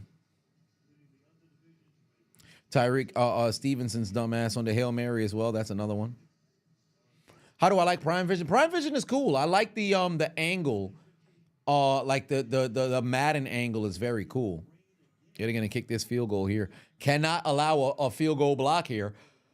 Under any circumstance, cannot allow a field goal block. Also, they should consider a very hard count because you know the Niners are going to be trying to come 100% to get off back there to go and get the block to kick. They should try a hard count over here. Oh, I guess not. Field goal is good. Man, 18 seconds remaining. You shouldn't even go to commercial. Kick it into the landing zone. Don't even. Because low-key, here's the thing, right? Because the Niners have no timeouts and they haven't been able to throw the football effectively for all intents and purposes, you could low-key, if you wanted to go for it on that third down, you can go for it and pretty much end the game. Or if it's a turnover on downs, depending on how long the play is, you now give them the ball back, but they don't have much time. The only caveat is they just have to get into field goal range and kick a field goal. But you ain't really got too much time. You got to take a couple of shots and then bang, hope that you're in a decent spot to spike the football. So, yeah, Kenyatta said a game-winning field goal. Yep, you did call it 12-9. Or 12-6, sorry. Earlier, it was 9-6. Marcos called it in the chat, but then you now said 12-6, so here we are. Is Cooper Kupp cooked? Because where has he been at tonight? Football just hasn't gone in his direction. Football just hasn't gone in his direction. But I don't think Cooper's cooked, but I definitely believe his career in Los Angeles is. They were pondering moving him before the trade deadline, and then all of a sudden, they started winning some games and said, you know what? Let's hold on to him. Yeah, Debo took it out the end zone. Oh, wow, he's got the sideline. Oh, wow, and they're going to get a horse collar. Wow, they're going to get a horse collar.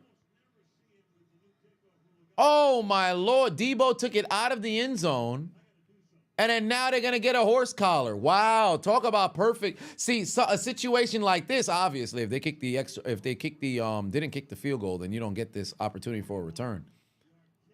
Wow, this dumbass. Why would you go? He's out of bounds at the 35, bro. That's not a problem.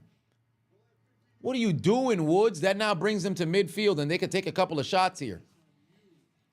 Dumbass. Dumbass. Now they're in favorable field position. They're at the 50 right now. You try a good pass to the sideline, and you'll have about 5 seconds remaining in the 5 or 3 seconds remaining. You could get a decent Hail Mary. The rain has started coming down a bit again, though. Oh, if they're playing this deep, they're going to give you some space to get out of bounds inside the fucking 30. You can get a legitimate chance depending on how they play it. Because obviously you just want to play the sideline and tackle somebody in bounds. They're going to call timeout. The Rams going to call timeout. Let me tell you something right now. The way they're playing, where they're pretty much taking away the sideline, here's what you want to do. Throw it short. Throw it short.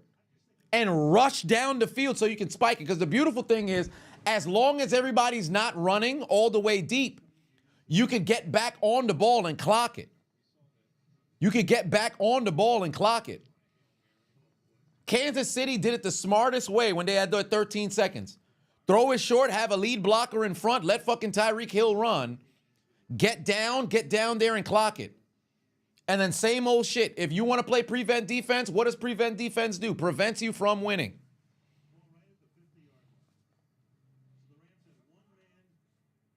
No, I don't think this loss, would this loss put them in the death note? Shit. I don't know, does it? Okay, see, now they're not playing all the way sideline again. They have some to where they have some people in front of them. All right, let's see what Brock Purdy's going to do. Cannot take a sack, though. Are they going to bring pressure? Yes, they are. They're going to bring 3. Purdy's going to get rid of the football, throw it out of bounds. And now with six seconds, he couldn't get over there and get the reception. So now you got to try the end zone. There's no other option. Now you got to try the end zone. It's 11 seconds feels like too little time. I've seen 11 seconds to where you've been able to get into field goal range, but you're down by 6 here. So only thing you got now is the Hail Mary. Yeah, you might as well just go get all the way deep as you can. Oh, wow, they brought enough pressure to get to Purdy, and Purdy's done. He got sacked. That's it.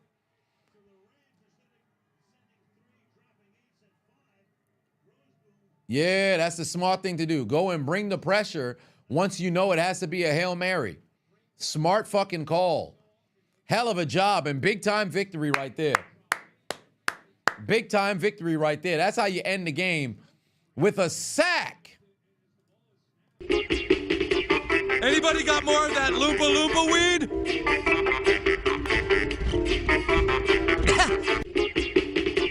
Anybody got more of that Loompa Loompa weed?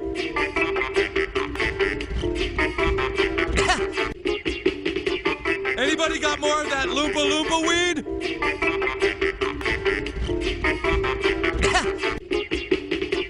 Anybody got more of that Loompa Loompa weed? That's how you end the game. You cannot avoid the pass rush. You get taken down for the sack. And that's how you lose it. Pack your bags and get your ass on the L train. Because tonight, the fucking Rams took a shovel to the back of your head. And the Rams are still alive. Good Lord, what a fucking performance. Hell of a goddamn job. Way to get the job done. Oh, this one's for you, Dave. But hit them with the and told them to take out their Metro cards and get aboard the L train because you lose. Thought they had a comeback, no touchdowns today, so this game was a Failure. And what are the 49ers eating? Fresh hot ales, fresh hot ales, fresh hot ales, fresh hot ales, fresh hot ales, fresh hot ales. Fresh hot ales. They done shit they pants out here. Get your doggone lemons. It's over. You lose. It's over. You lose. It's over. You lose. It's over. You lose. It's over. You lose. It's over. You lose. It's over. You lose. It's over. You lose. You lose. You lose. You lose. Niners fans watching this game like, there is no passion, there is no vision, there is no aggression, there is no fucking mindset in this football club. Nothing is there. What the hell is there in this football? Brock Purdy thought he was elite. We say, off is the direction you can fuck. I said, off is the direction you can fuck. Come on now, get him the hell up out of here. Get him the hell up out of here. Boys ain't performed very well, and they lost. Did the 49ers lose tonight?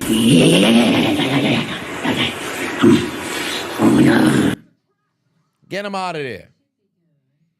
Get him out of there. Trent Williams watching from the skybox like, God damn it!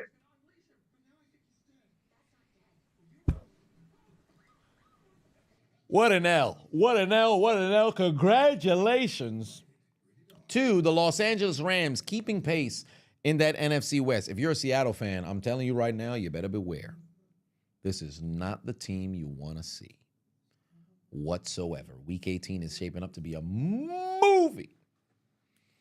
But nonetheless, congratulations to the Los Angeles Rams. Tyshawn's lack of hands definitely played a role in costing his team the game. Nathan Patuan said 49ers season is over at this point. Yeah, they're heading into the death note at the conclusion of next week. Because the Bears, for all intents and purposes, they take an L this week, they're done.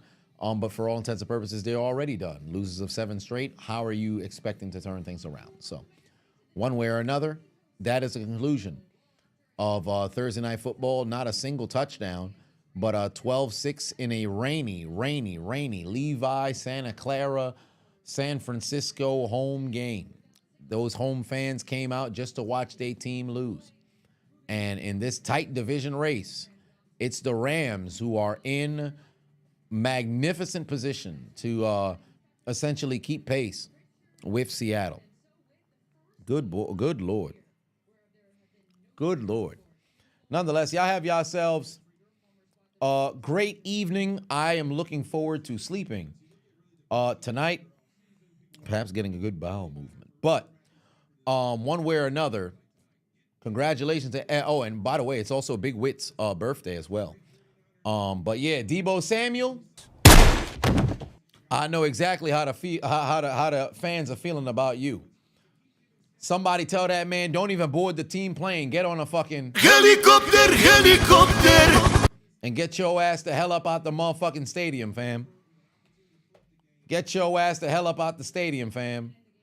Fuck wrong with him. Sports Star Fantasy Patuan said nothing but threes.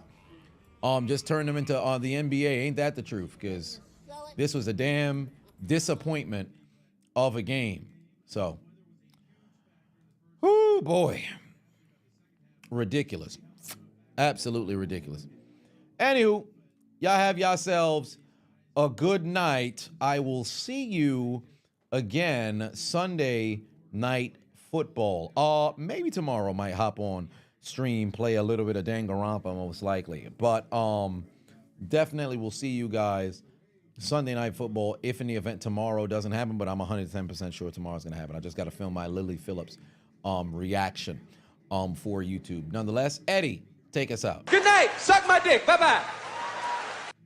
Run it back one more time. Nah, we're not going to run it back one more time. Y'all have yourselves a good night.